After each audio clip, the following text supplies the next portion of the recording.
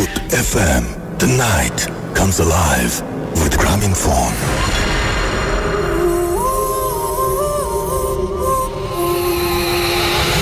শুনছেন সবসময় রেডিও ফুর্তি 8.0 FM। আমি রাসেল আছি সাথে এবং আপনাদের সবাইকে স্বাগত জানাচ্ছি বুথ এফএম। আজকে শুরু করতে একটু দেরি হয়ে গেল, I am really sorry for that, এবং একটু টেকনিক্যাল কিছু ঝামেলা ছিল, দ্যাটস ওয়াই একটু দেরি হয়ে গেল। যাই হোক, আশা করছি আপনারা সবাই ভালো আছেন এবং ভালো ছিলেন। লাস্ট উইকে আমরা একটু স্পেশাল এপিসোড করেছিলাম, আপনাদের নিশ্চয়ই মনে আছে, এবং আজকে আবারও রেগুলার এপিসোডে ফিরে এসেছি। আপনাদের অনেকেরই অনেক ধরনের কথা আছে সেটা নিয়ে, তবে কেমন লেগেছে সেটা খুব বেশি যে জানতে পেরেছি তা না, মোটামুটি মানে দু একজনের কাছ থেকে জানতে পেরেছি, কেউ বলেছেন যে ভালো লেগেছে, এবং বেশি মানে খারাপ এই পর্যন্ত আমি পাইনি আর কি। তারপরেও আপনারা জানাবেন অবশ্যই কেমন লাগছে আমাদের এই এপিসোডগুলো আপনাদের কাছে, এবং আমরা মাঝে মাঝে এরকম এক্সপেরিমেন্ট করতে পারি কিনা। আমাদেরকে শুরুতেই জানিয়ে দিন, জানিয়ে দিচ্ছি কীভাবে আমাদের সাথে কমিউনিকেট করতে হবে। যদি আমাদেরকে SMS করতে চান তাহলে মোবাইলের মেসেজ অপশনে গিয়ে টাইপ করতে হবে ফুর্তি, FORTI ফুর্তি, স্পেস আপনার নাম, স্পেস আপনার মেসেজ, পাঠিয়ে দিতে হবে 9840 নাম্বারে। যদি আমাদের ইমেইল করতে চান, আমাদের ইমেইল অ্যাড্রেস হচ্ছে bhutfm@radiofurti.fm, which is BHWTFM@radioforti.fm। আপনার নাম, ঠিকানা এবং ফোন নাম্বার সহ আপনার জীবনে ঘটে যাওয়া বা আপনার জানা সেরা ঘটনা লিখে পাঠিয়ে দিন আমাদের কাছে। ঘটনার শুরুতে অবশ্যই উল্লেখ করুন যে ঘটনাটি আপনি স্টুডিওতে এসে শেয়ার করতে চান, নাকি আপনি চান আপনার ঘটনা আমরা পড়ে শোনাই। যারা দেশের বাইরে রয়েছেন তাদেরকে আমি বলবো যে আপনারা সরাসরি আপনাদের অডিও ক্লিপ পাঠিয়ে দিতে পারেন আমাদের কাছে, এবং অডিও ক্লিপ পাঠাতে হলে যেটা করতে হবে সেটা হচ্ছে আপনাকে প্রথমে রেকর্ড করতে হবে আপনার ফোন বা যে কোনো ডিভাইস দিয়ে, এবং রেকর্ড করে সেই অডিও ক্লিপটি আপনার পাঠিয়ে দিতে হবে আমার কাছে অ্যাটাচ করে আপনার মেইলের সাথে। যাই হোক, আমরা চলে যাব এখন আমাদের ঘটনা, তবে তার আগে আমাদের ফেসবুকের অ্যাড্রেস দিয়ে দিই। আমাদের ফেসবুকে দুটো পেজ রয়েছে, একটা হচ্ছে www.facebook.com/radio.furti and www.facebook.com/bhuthfm.russell। আজকে আমি একা আছি, সো দ্যাটস ওয়াই আজকে পোস্ট সবকিছু একটু দেরি হয়ে যাচ্ছে, অ্যান্ড আমরা এখন ঘটনায় চলে যাব। আমি আজকে শুরুতেই শুরু করতে চাই বাবু ভাইকে দিয়ে, এবং তারপরে আমরা আমাদের আহমেদ বাবু আমাদের সঙ্গে আছেন, তারপরে আমরা নতুন অতিথিদের কাছে যাব। সো বাবু ভাই, ওয়েলকাম ব্যাক, অ্যান্ড আশা করছি যে ভালো ছিলেন। আমরা চলে যাব আপনার ঘটনায় এবং শুনি আজকের প্রথম ঘটনাটি। হ্যাঁ রসুল ভাই, এই কাহিনীটা হচ্ছে একজন ডাক্তারের। উনি বাংলাদেশের একটা পুরনো, মোটামুটি বেশ পুরনো একটা হসপিটালে আর কি, মেডিকেল কলেজে জব করেন আর কি। অ্যান্ড ওই সময় উনি আপনার ওখানে কর্মরত ছিলেন, এবং প্রথম দিকে আর কি ওনার লাইফের ফার্স্ট দিকের আর কি এক্সপিরিয়েন্স আর কি। আচ্ছা, যাই হোক, উনি একদিন ওখানে আপনার কাজ করছিলেন, উনি ডিউটিতে ছিলেন আর কি। তখন রাত হয়ে গেছে, আপনার মানে রাত প্রায় 8টা-9টা বাজে এরকম আর কি। ওনার নাইট শিফটে কাজ পড়েছিল আর কি। তো উনি যখন কাজ করছেন, ওই যে এটা ছিল উইংটা, যে উইংয়ে উনি বসতেন, সেই জায়গাটা বেশ নীরব। আচ্ছা, এবং তেমন কেউ ছিল না। তো উনি বলছেন যে বেশ উইন্ডি একটা নাইট, বেশ বাতাস চলছে এরকম সময়, তো বেশ শব্দ হচ্ছে। উনি শব্দগুলোকে আসলে নর্মাল শব্দই মনে করেন, ডাক্তাররা এসব ব্যাপারে খুব একটা আগ্রহী না সম্পর্কে। তো যাই হোক, তো উনি বসে আছেন। তো উনি হঠাৎ করে মনে হলো যে ওনার এখানে কেউ দাঁড়িয়ে আছেন, মানে দরজাটা যে আছে ওনার, ওই দরজার ওপাশে। আচ্ছা, তো উনি ওনার যেই ছিল আর কি অ্যাসিস্ট্যান্ট ছিল, তার নাম ধরে বললো যে, দুইবার ডাক দিল, দেখলো যে কোনো কথা আসছে না। তো উনি এরপর বেরিয়ে যে ওই দরজাতে উকিয়ে দেন, দেখেন কেউ নাই। উনি ভাবলো যে কিউরিয়াস কেউ নাকি এখানে, উনি আবার যে বসলেন। তো একটু পরে ওনার মনে হচ্ছে যে দরজার ওই পাশে কেউ আছে, কেউ সাউন্ড করছে আর কি একটা। আচ্ছা, তো তখন উনি মনে করছেন যে আসলে ব্যাপারটা কি। আর মহিলা মানুষ, বেশ আগের সময়, ওই সময় আর কি একটু ভয় পাওয়াটা স্বাভাবিক।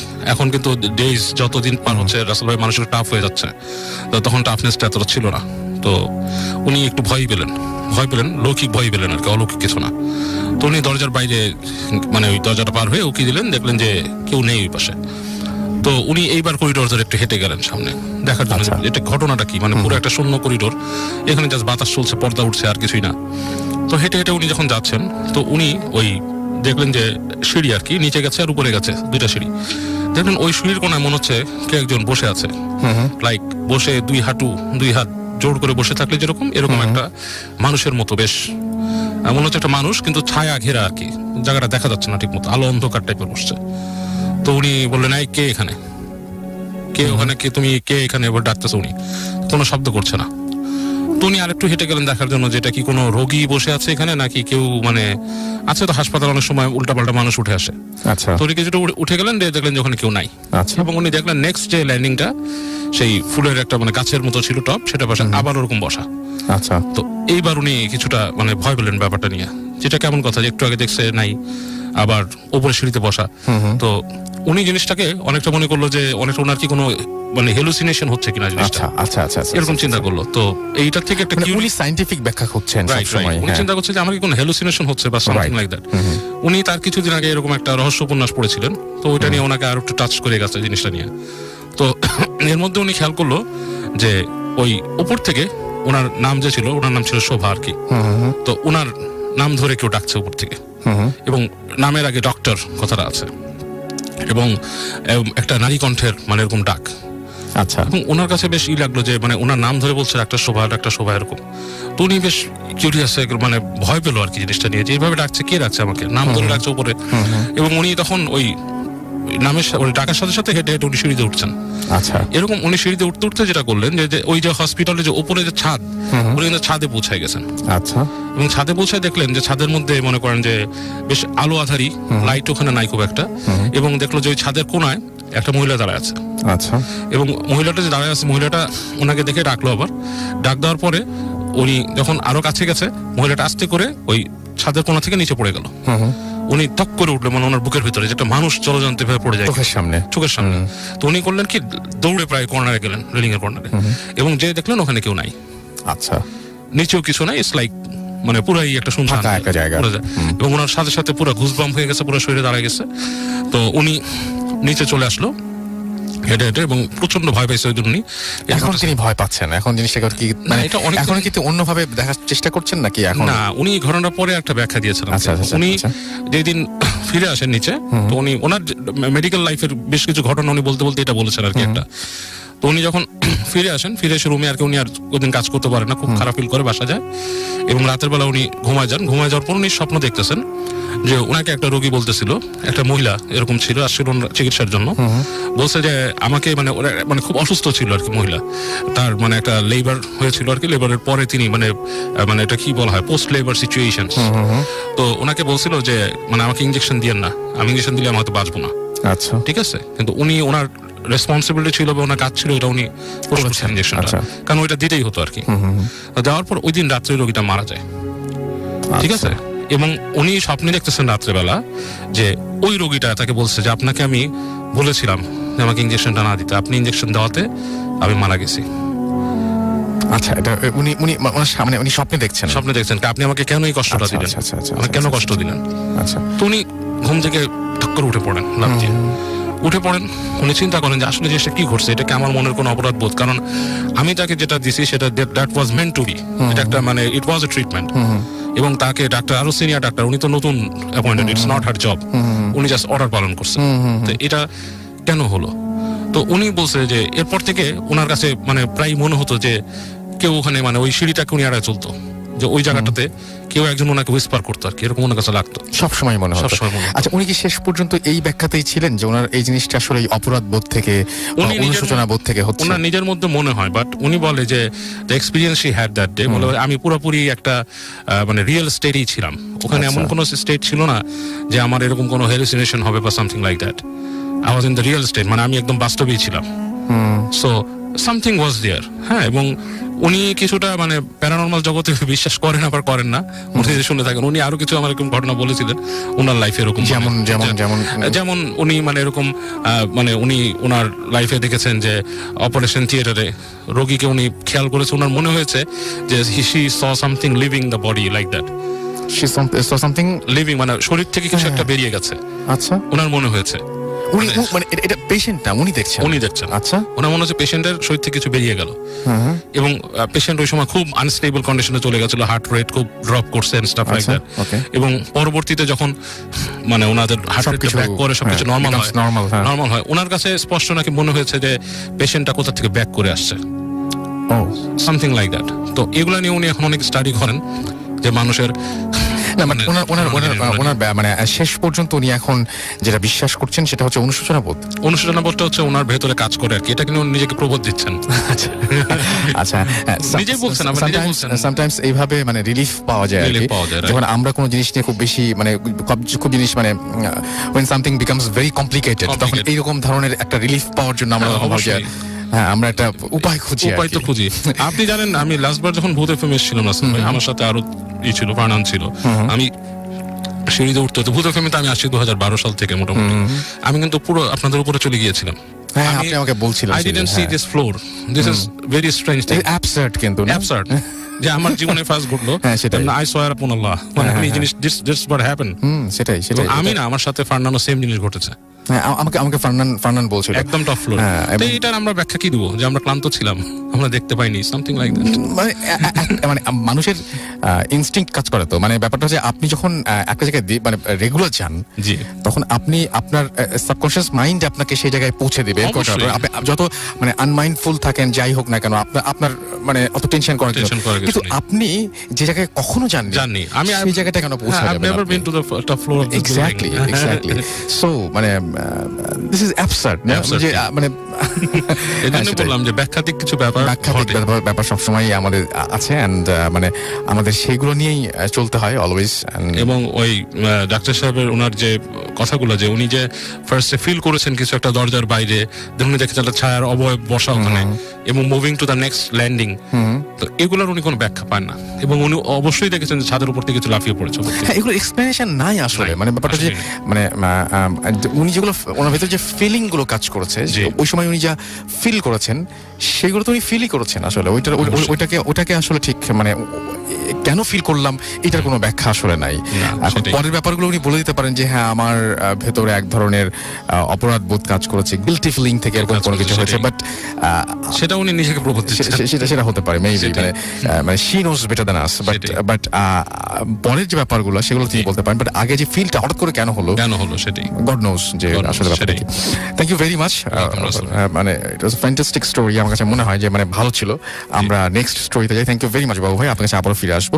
আমরা যাচ্ছি আমাদের নেক্সট স্টোরিতে, অ্যান্ড এটা একটা আমাদের ইমেইল, অ্যান্ড আই হোপ যে আপনারা সবাই এটা পছন্দ করবেন। আমাদের একজন লিসেনার এটা পাঠিয়েছেন, সো আমি যাচ্ছি, আমি যেভাবে লিখেছেন উনি সেভাবে আমি পড়ছি। আসসালামু আলাইকুম রাসেল ভাইয়া, আমি মুহিম, আমি ধানমন্ডিতে থাকি। ঘটনাটা খুবই সম্প্রতি আমার বান্ধবীর সাথে ঘটা। আচ্ছা, বন্ধুবীর লেখা আছে, আমি ঠিক বন্ধু না বান্ধবী ঠিক বুঝতে পারছি না। এনিওয়েজ, আচ্ছা, সে তার নাম প্রকাশ করতে নিষেধ করেছে, এই জন্য আমি লিখলাম না। আমি ঘটনাটা আচ্ছা, উনি এই ঘটনাটা লাইভ শেয়ার করতে চান, সো আমি এইটা না পড়ি, এর পরের স্টোরিতে আমি চলে যাই। মহিমকে আমরা হয় লাইভ ডেকে ফেলবো। আচ্ছা, পরের স্টোরি যেরকম। আসসালামু আলাইকুম রাসেল ভাই, আশা করি ভালো আছেন। আমি দিদার হোসেন রাব্বি, জাহাঙ্গীরনগর বিশ্ববিদ্যালয়ের 41তম ব্যাচের ম্যানেজমেন্ট স্টাডিজ বিভাগের স্টুডেন্ট। ভূত এফএম এর জন্মলগ্ন থেকেই আমি এর নিয়মিত শ্রোতা ও ভক্ত। ভূত এফএম এর সর্বপ্রথম এপিসোডটিও আমি শুনেছিলাম। যা হোক, আমার জীবনে প্রায় 8-10টি ঘটনা আছে যেগুলো কিছুটা ভয়ঙ্কর ও কিছুটা অদ্ভুত, যা সহজে বিশ্বাস করার মতো নয়, কিংবা পরিষ্কারভাবে ব্যাখ্যা করার মতো নয়। আজ আমি সেরকমই একটা ঘটনা আপনাদের সাথে শেয়ার করতে যাচ্ছি। ভালো লাগলে শ্রোতাদের পড়ে শোনানোর অনুরোধ জানাচ্ছি। ঘটনাটি 2011 সালের এক জরুরি প্রয়োজনে আমাকে চাঁদপুরের মতলব থানাধীন কোনো এক গ্রামে এক আত্মীয়র বাড়িতে যেতে হয়। সেদিন ব্যস্ততার কারণে ঢাকা থেকে রওনা দিতে আমার বিকেল 5টা বেজে গিয়েছিল, তাই মতলবের সেই গ্রামের বাজার পর্যন্ত পৌঁছাতে রাত প্রায় 8টা বেজে যায়। সঙ্গত কারণেই আমি গ্রামটির নাম বলছি না। বাজার থেকে আমার আত্মীয়র বাড়ি হেঁটে যেতে 25 থেকে 30 মিনিট সময় লাগে। গ্রামের ভেতর দিকে যে রাস্তাটি গিয়েছে সেটি খুব সরু, তাছাড়া বেশিরভাগ সময় কর্দমাক্ত থাকার কারণে এখানে সন্ধ্যার পর কোনো রিক্সা আসতে চায় না। সেদিন অবশ্য আমি কোনো রিক্সা পাইনি। গ্রামটিতে এর আগেও আমার কয়েকবার যাওয়া হয়েছিল, তাই ওখানকার সব রাস্তা আমার আগে থেকেই চেনা। তাই বাজার থেকে হাঁটা শুরু করি বাড়ির উদ্দেশ্যে। বলে রাখা ভালো, তখন অমাবস্যা হওয়াতে চারিদিকে ঘুটঘুটে অন্ধকার ছিল। আকাশ মেঘলা ছিল, মাঝে মাঝে বিদ্যুৎ চমকাচ্ছিল। বৃষ্টির আশঙ্কায় হয়তো সেদিন সন্ধ্যার সাথে সাথেই গ্রামের লোকেরা ঘরে চলে গিয়েছিল। তাছাড়া গ্রামের লোকের সংখ্যাও খুব বেশি নয়। বাজার থেকে বাড়ি পর্যন্ত পুরোটা রাস্তা আমাকে ছাড়া আর কাউকেই দেখতে পাচ্ছিলাম না। বলে রাখা ভালো, আমি যে রাস্তা দিয়ে হাঁটছিলাম তার দুপাশে বিশাল এলাকা জুড়ে শুধু ধান ক্ষেত। রাস্তাটি দিয়ে যেতে যেতে 3-4টি বাঁশ ঝাড় ও 2-3টি ছোট কবরস্থানও পড়ে। আমি নির্ভয়ে হাঁটছিলাম। আমি যখন বাড়ি থেকে আনুমানিক 100 গজের মতো দূরে হঠাৎ চারিদিকে প্রচন্ড বেগে বাতাস বইতে শুরু করলো আর প্রচন্ড মাত্রায় বিদ্যুৎ চমকাচ্ছিল। বলতে দ্বিধা নেই, জীবনে একমাত্র সেদিনই বিদ্যুৎ চমকানোর শব্দে কেন যেন ভয় পেয়েছিলাম। হঠাৎ করেই প্রচন্ড বেগে বৃষ্টি শুরু হলো। কি করবো ভেবে পাচ্ছিলাম না। সাথে ছাতা ছিল না। কাঁচা রাস্তা কাদায় একেবারে হাঁটার অনুপযুক্ত হয়ে গেল এক নিমেষেই। একটু অসাবধান হলেই পা পিছলে গড়তে গড়তে ধান খেতে গিয়ে পড়তে হবে। কারণ রাস্তাটি ক্ষেতের জমি থেকে প্রায় 5 ফুট উঁচু। বাধ্য হয়ে ভিজেই অন্ধকারে কর্দমাক্ত বিচ্ছিল রাস্তা দিয়ে অতি সাবধানে আস্তে আস্তে বাড়ির দিকে হাঁটতে থাকি। চারিদিকে বৃষ্টি আর বিদ্যুৎ চমকানো দেখে মনে হচ্ছিল পুরো আকাশটাই যেন ভেঙে পড়বে। প্রচন্ড শব্দে কানে তালা লেগে যাচ্ছিল। হঠাৎ সামনে থেকে একটা কণ্ঠ স্পষ্টভাবেই ভেসে এলো, বৃষ্টিতে না ভিজে আমার সাথে এই ছাতার ভেতর এসো। অথচ প্রচন্ড বৃষ্টি ও বিদ্যুৎ চমকানোর শব্দে কারো ভয়েস এত স্পষ্ট করে শুনতে পারার কথা নয়। তবু এমন একটা মুহূর্ত কাউকে সাথে পেয়ে মনে মনে ভরসা পেলাম। অন্ধকারে লোকটাকে দেখতে পাচ্ছিলাম না, তবে বিদ্যুৎ চমকানোর আলোয় বুঝতে পারলাম লোকটা সাদা পাঞ্জাবি টাইপের কিছু একটা পরা। সে আমার 3-4 হাত সামনেই দাঁড়ানো। এরপর দুজন একই ছাতার নিচে পাশাপাশি হাঁটতে থাকি। সাবধানে পা ফেলতে হচ্ছিল, তাই আমি মাথা নিচু করেই হাঁটছিলাম।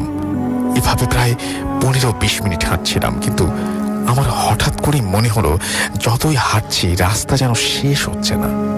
যেখান থেকে বৃষ্টি শুরু হয় সেখান থেকে আমার আত্মীয়ের বাড়ি হেঁটে যেতে সর্বোচ্চ 10 মিনিট সময় লাগার কথা। অন্যদিকে বৃষ্টি আর অনবরত বিদ্যুৎ চমকানো বাড়তেই লাগলো। এভাবে মোট 30 মিনিট হাঁটার পর, 25 থেকে 30 মিনিট হাঁটার পর আমি মাথা নিচু করে হাঁটা অবস্থায় হঠাৎ লোকটাকে জিজ্ঞেস করে বসলাম, আপনি কোথায় যাবেন? আমি তো এমনিতেই ভিজে গেছি। আপনার বাড়ি এসে থাকলে আপনি বরং বাড়িতে চলে যান।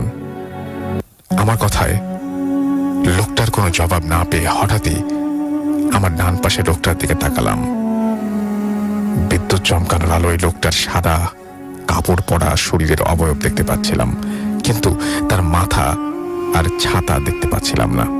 ব্যাপারটা বোঝার জন্য উপরের দিকে তাকাতেই আমার পুরো শরীর অবশ হয়ে গেল। দেখলাম লোকটার মাথা আমার মাথা থেকেও প্রায় 5-6 ফুট ওপরে, আর ছাতাও আছে ওখানেই।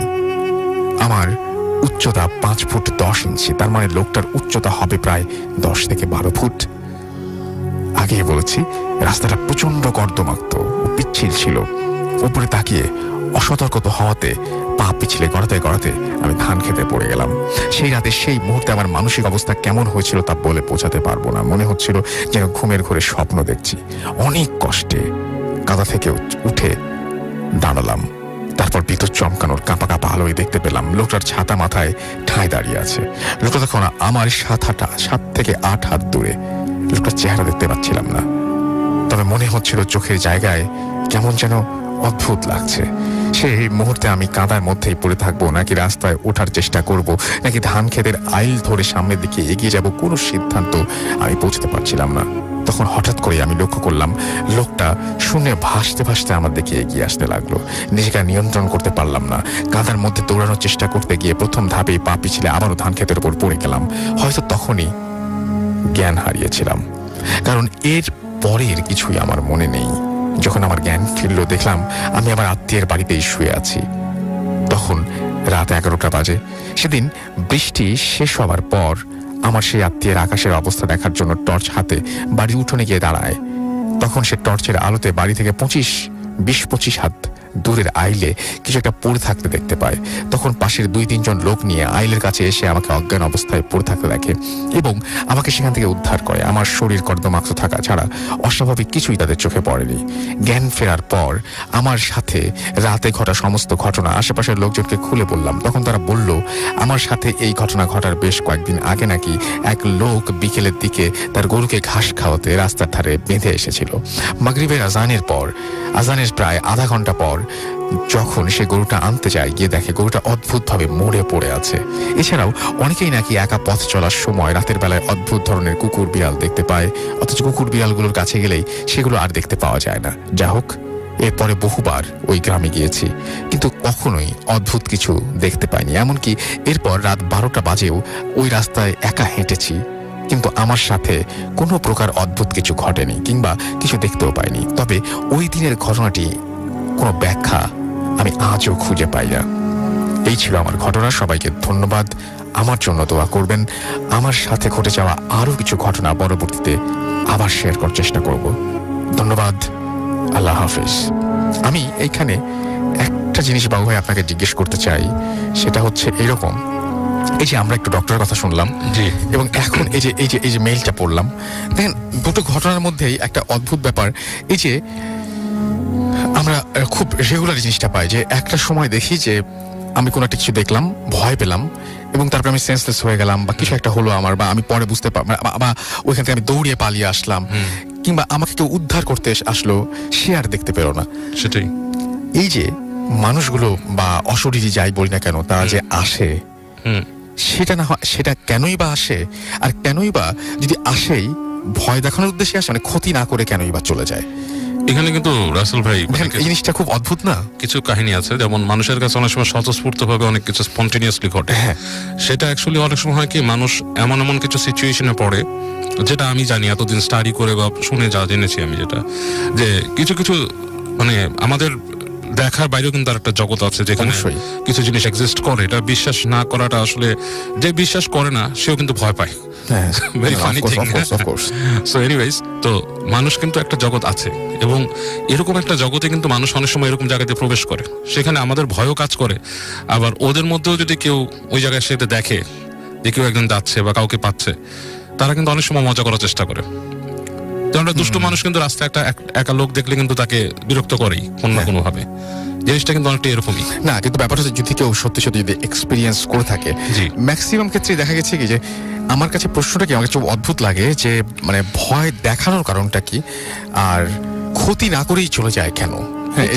ক্ষতি না করে অ্যাকচুয়ালি চলে যায়। অ্যাকচুয়ালি ক্ষতি করার তো প্রয়োজন, ভয় দেখালো এটাই ক্ষতি। একজনকে ভয় দেখালো, তাহলে আমাদের ব্যাখ্যাটা এভাবে বের করতে হবে, মানে ভয় দেখালো এটাই একটা ক্ষতি। এটাই তো একটা ক্ষতি, একজনকে ভয় পেয়ে গেল।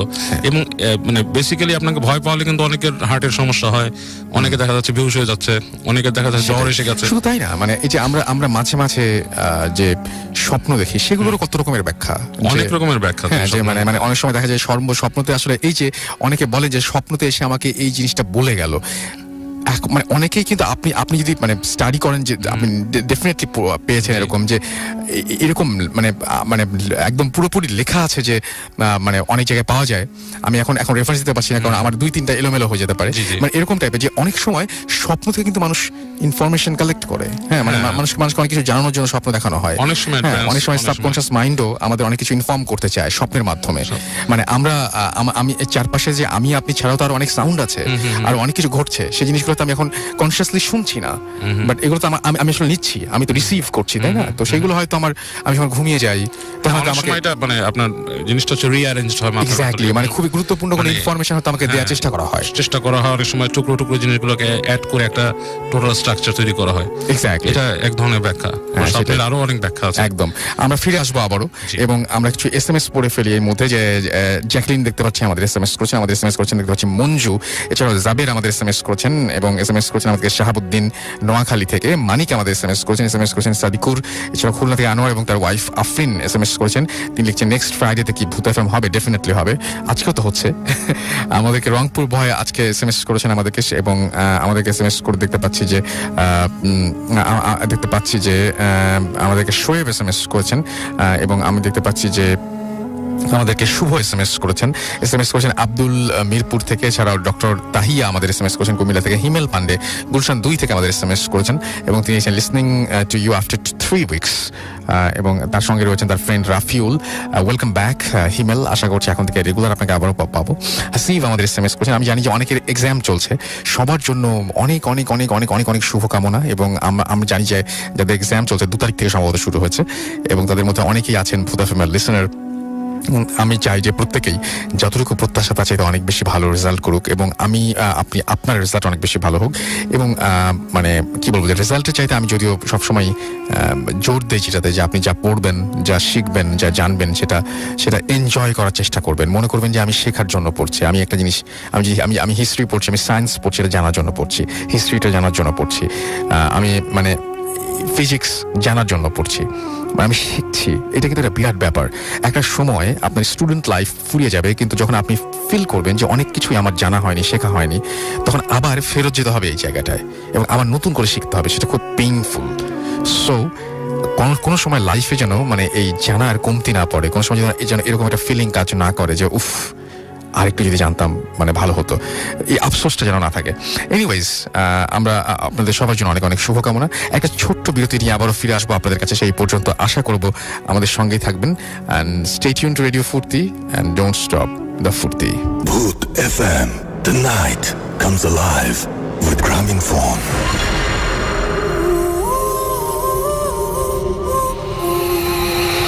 Welcome back. শুনছেন সবসময় রেডিও ফুর্তি 8.0 FM। আমি রাসেল আছি সাথে, আমার সাথে রয়েছে আজকের অতিথিরা। মাসুম ভাই আজকে আনফর্চুনেটলি নাই, আমি একাই আছি স্টুডিওতে। থ্যাংক ইউ ভেরি মাচ যারা আমাদের সঙ্গে আছেন। আমার সঙ্গে যোগ দিয়েছেন আরও একজন নতুন অতিথি। তার আগে জানিয়ে দিয়ে আমাদেরকে এসএমএস করতে হলে মোবাইলের মেসেজ অপশানে গিয়ে টাইপ করতে হবে ফুর্তি, FORT, ফুর্তি স্পেস আপনার নাম স্পেস আপনার মেসেজ পাঠিয়ে দিতে হবে 9840 নাম্বারে। আমাদের ইমেইল করতে চাইলে আমাদের ইমেল অ্যাড্রেস হচ্ছে bhootfm@radiofurti.fm, which is BHWTFM@RADIOFORT.fm। আপনার নাম, ঠিকানা এবং ফোন নাম্বার সহ আপনার জীবনে ঘটে যাওয়া বা আপনার জানা সেরা ঘটনা লিখে পাঠিয়ে দিন আমাদের কাছে। ঘটনার শুরুতে অবশ্যই উল্লেখ করুন যে ঘটনাটি আপনি স্টুডিওতে এসে শেয়ার করতে চান, নাকি আপনি চান আপনার ঘটনা আমরা পড়ে শোনাই। যারা দেশের বাইরে রয়েছেন তারা অডিও ক্লিপ পাঠিয়ে দিতে পারেন সরাসরি। আমাদের দুটো ফেসবুক পেজ রয়েছে, www.facebook.com/radio.furti and www.facebook.com/bhootfm.russell। আমরা চলে যাব আমাদের পরবর্তী অতিথির কাছে, এবং তার ঘটনাটা শুনে আমি কয়েকবার জিজ্ঞেস করেছি যে আমি আপনাকে কেন বিশ্বাস করব, আমি আপনার কথা বিশ্বাস করতে পারছি না, এরকম কয়েকবারও বলেছি। আমি একটু আগে যখন ওনার সাথে কথা বলছিলাম অফ এয়ার, আজকে মানে প্রায় 11টা সাড়ে 11টার দিকে, তখন বারবার করে বলছিলাম, বাট উনি মেক শিওর করেছেন যে না, ইটস ট্রু স্টোরি, অ্যান্ড উনি এক্সপিরিয়েন্স করেছেন এটা, it was real experience. So আমাকে বিশ্বাস করতে হয়েছে। আপনি বিশ্বাস করবেন কিনা it's up to you, but আপনি শুনে দেখুন। আপনার নামটা প্লিজ একটু বলবেন, কোথা থেকে এসেছেন আর কি করেন আপনি? আসসালামু আলাইকুম রাসেল ভাই, আমি শুভ, আমি এসেছি উত্তরা 10 নম্বর সেক্টর থেকে। জি। সো ভাইয়া কি করেন? আমি একটা কোম্পানিতে আর কি জব করতেছি। কোম্পানির কাজটা কি? নাম না শুনলাম আমরা, কাজটা কি আপনার? মানে আমার কাজটা ওয়াশিং এর কাজ। ওকে, তো আপনি যখন যে ঘটনাটা বলবেন তখন আপনি কি করতেন? তখন আমি আসলে একটা এমব্রয়ডারিতে জব করতাম। ওকে, এমব্রয়ডারি কাজ করতেন। এখন আমরা চলে যাই আপনার ঘটনায়, শুনি আপনার ঘটনাটি। সো ভাইয়া ঘটনায় চলে যাচ্ছি। ঘটনা হচ্ছে 2012 সালের, এটা হচ্ছে মার্চের দিকের ঘটনা। জি। সো আমার একটা অদ্ভুত অভ্যাস কি, যে আমি বেশি রাত জাগি, তো রাত্রে হাঁটা চলাটা বেশি করি। তো তখন আর কি সন্ধ্যাবেলা হাঁটা চলা করতেছিলাম, তখন সম্ভবত এশিয়া কাপ খেলা চলতেছিল। তো খেলাটা দেখে আর কি আমি বাসায় ব্যাক করতেছিলাম রাত্রে 12টা কি 12:30টার দিকে। তো আমাদের এলাকায় একটা জায়গা আছে, ওইখানে তখন নাইট গার্ড ছিল না, বাট এখন আছে। আচ্ছা। তো ওইখান দিয়ে আসতেছি, তো আমি দেখলাম যে একটা নাইট গার্ড বসে আছে। আচ্ছা। কিন্তু তার হাতে যে লাইট থাকবে সে জিনিসটা নাই, একটা লাঠি শুধু। তো আমি তাকে জিজ্ঞেস করলাম যে মানে একটা যেহেতু এতদিন দেখি নাই, তো হঠাৎ করে দেখলাম, তো জিজ্ঞেস করতেই পারি এলাকায়। তো আমি জিজ্ঞেস করলাম যে চাচা, আপনি কি এখানে নতুন, আপনাকে নিয়োগ দিচ্ছে? তো সে আমাকে বললো, সে আমার কোনো রেসপন্স দেয় নাই, মানে রিপ্লাই দেয় না কথা। আমি চলে আসতেছি, তো পিছন থেকে সে ডাক দিল। আচ্ছা। একটু মোটা গলায় সে ডাক দিল যে বাবা একটু এদিকে আসো। তো আমি তার কাছে গেলাম, তো গিয়ে বললাম জি আঙ্কেল বলেন। তো বললো যে বাবা তোমার সাথে আমার কিছু কথা আছে। আমি বললাম যে কি কথা? সে বললো যে আমার একটা কাহিনী আছে, সেটা আমি তোমাকে বলতে চাই। আচ্ছা। তো আমি বলতেছিলাম দেখেন এসব আমাকে এখন বলে লাভ নাই, আমি বাসায় যাবো, এমনি রাত 12টা 12:30 বেজে গেছে। তো সে আমার বলতেছে যে না, তুমি একটু শুনে যাও, এত টাইম অপচয় করলা, তা আরেকটু করো। তো আমি তার পাশে বসলাম আর কি, একটা বেঞ্চ ছোট, তো এটা বেঞ্চ বলা যায় না, মানে ওয়াল টাইপের। তো আমি সেখানে বসছি, বসার পরে সে আমার বলতে শুরু করলো, সে তার বাড়ি নাকি নওগাঁতে।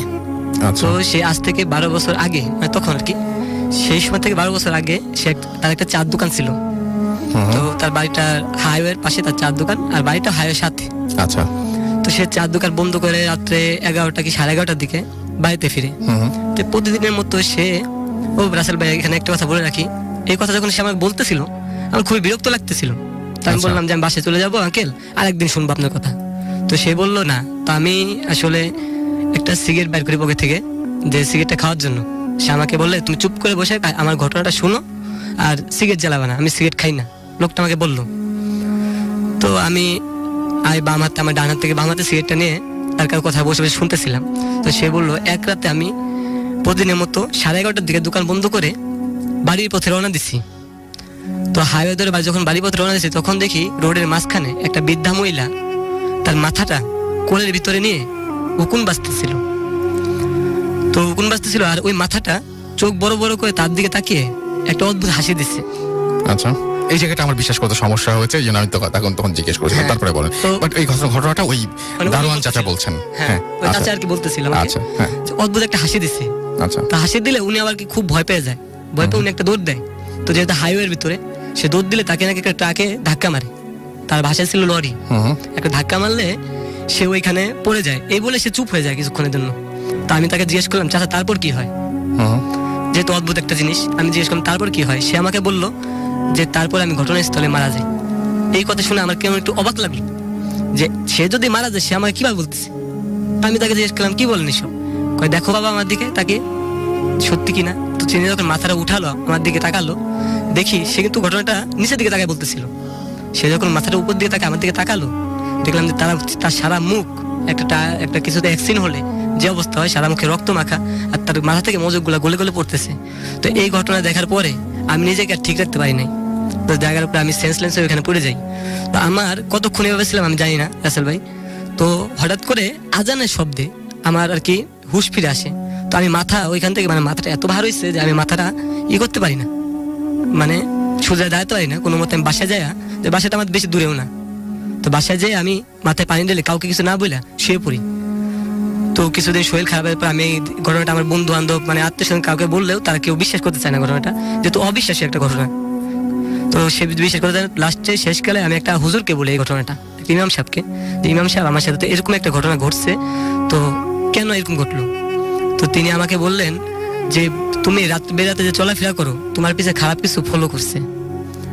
তো এই জিনিসটা থেকে তোমার মুক্তি পেতে হবে, নয়তো এই জিনিসটা তোমাকে জ্বালাতন করবে বিভিন্ন রকমের। তো এই জিনিসটা আমি বললাম যে এই জিনিসটা কি আর কেউ দেখছেনি? কয় না, এই জিনিসটা তো এদিকে এরকম অন্য কিছু হতে পারে, কিন্তু এরকম কোনো কিছু এখনো ঘটে নাই।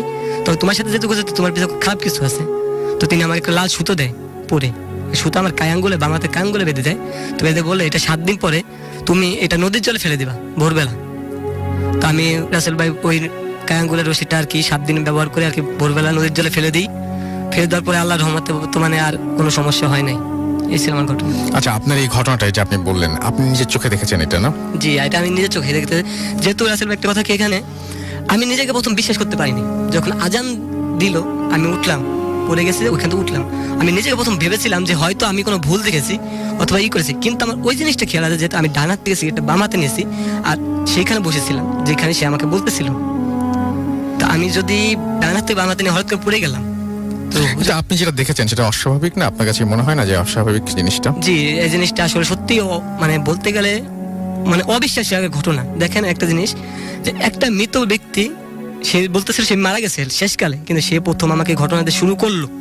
এর ভিতরে একটা প্যারানরমাল কিন্তু জিনিস ছিল, যে সে একটা মাথা রেখেছিল, ওইটা একটা অবিশ্বাস্য জিনিস। না, সেটা বুঝতে পেরেছি।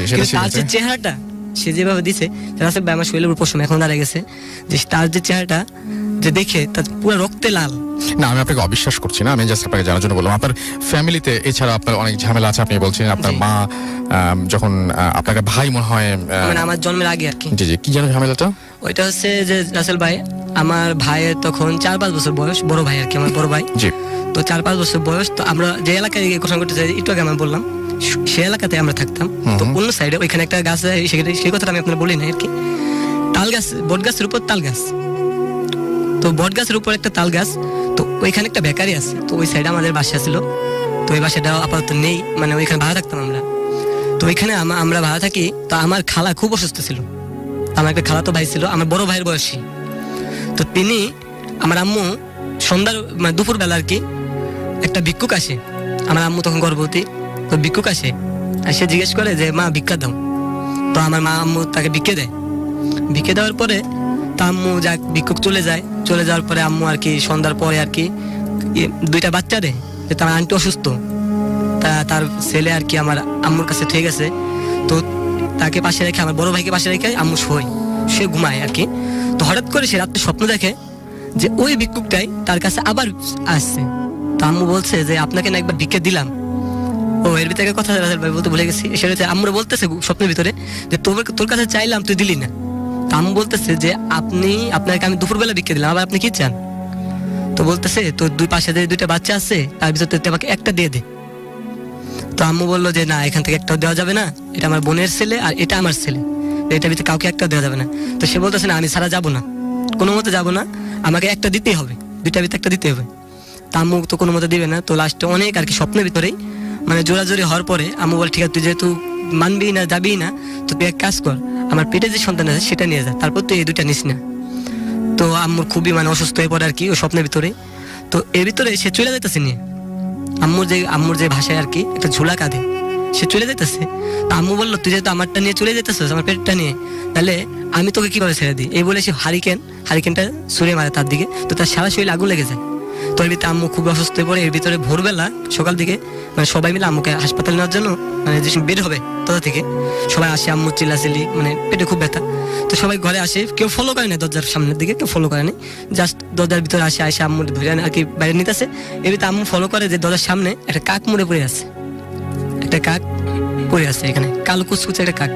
তো আম্মু বলে সবাইকে আর কি এই ঘটনা খুলে বলে, আমার খালু, তারপরে আমার আব্বুকে এইসব কথা খুলে বললে তারপর ওই কাকটাকে আবার আগুনে পুড়ে, ওই কাকটাকে যেহেতু হয়তো অবশ্যই থাকতেও পারে, তারপরে থেকে ওই বাসাটা আর কি চেঞ্জ করে দেয়। তারপরে আর কি আম্মু একটা কবিরাজের কাছে গেছিল, হাসপাতালে যেহেতু দেখেছে বাচ্চা আর নেই, বাচ্চা ডেট। তো আম্মু একটা কবিরাজ বললো যে আপনার বাচ্চা তো এটা নিয়ে গেছে, তো আপনাদের সেকেন্ড যে বাচ্চাটা হবে তার কোনো প্রবলেম মানে সে হবে মল্লি, তার কানে একটা সেদ্ধ করে দেন। আর তার সাথে তার মানে 20 বছর আগে তার ভিতরে তার সাথে কোনো খারাপ কিছু ঘটতে পারে, কিন্তু তার কোনো ক্ষতি হবে না ইনশাল্লাহ। কিন্তু তার পরবর্তীতে তার কিছু হবে না। আপনাদের ফ্যামিলিতে অনেক কিছু ঘটে গেছে এরকম আর কি, মানে আমার ফ্যামিলি। সেজন্য আপনার কানে আপনি বলছেন যে এই জন্য আপনার কানে ছিদ্র করা, এই তো। Thank you very much. আমরা খুব টাইমের লিমিটেশন আছে আমাদের, আমরা বাবু ভাইয়ের কাছে চলে যাই এবং আমরা তারপরে একসাথে আপনাদেরকে SMS এবং আপনাদের যে সমস্ত আপনাদের যে সমস্ত ফেসবুকের কমেন্টগুলো আছে সেগুলো পড়বো। বাবু ভাইয়ের ঘটনাটা পড়ে শেষ করে আমরা শেষ করে ফেলি। তো বাবু আমরা সেকেন্ড স্টোরিটা শুনি আপনার কাছ থেকে। হ্যাঁ রাসেল ভাই, এটা হচ্ছে ইয়াসির ভাইয়ের ঘটনা, বেশ কিছুদিন আগের।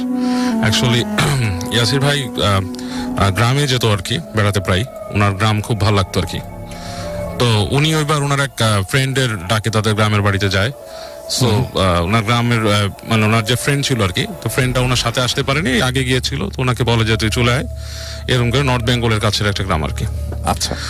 তো যাই হোক উনি ওই রওনা দেন আর কি দিনের বেলা যথারীতি সময় মতো গ্রামে ওনার ওখানে যে নেমে রাত্রেবেলা আসা শুরু করেন।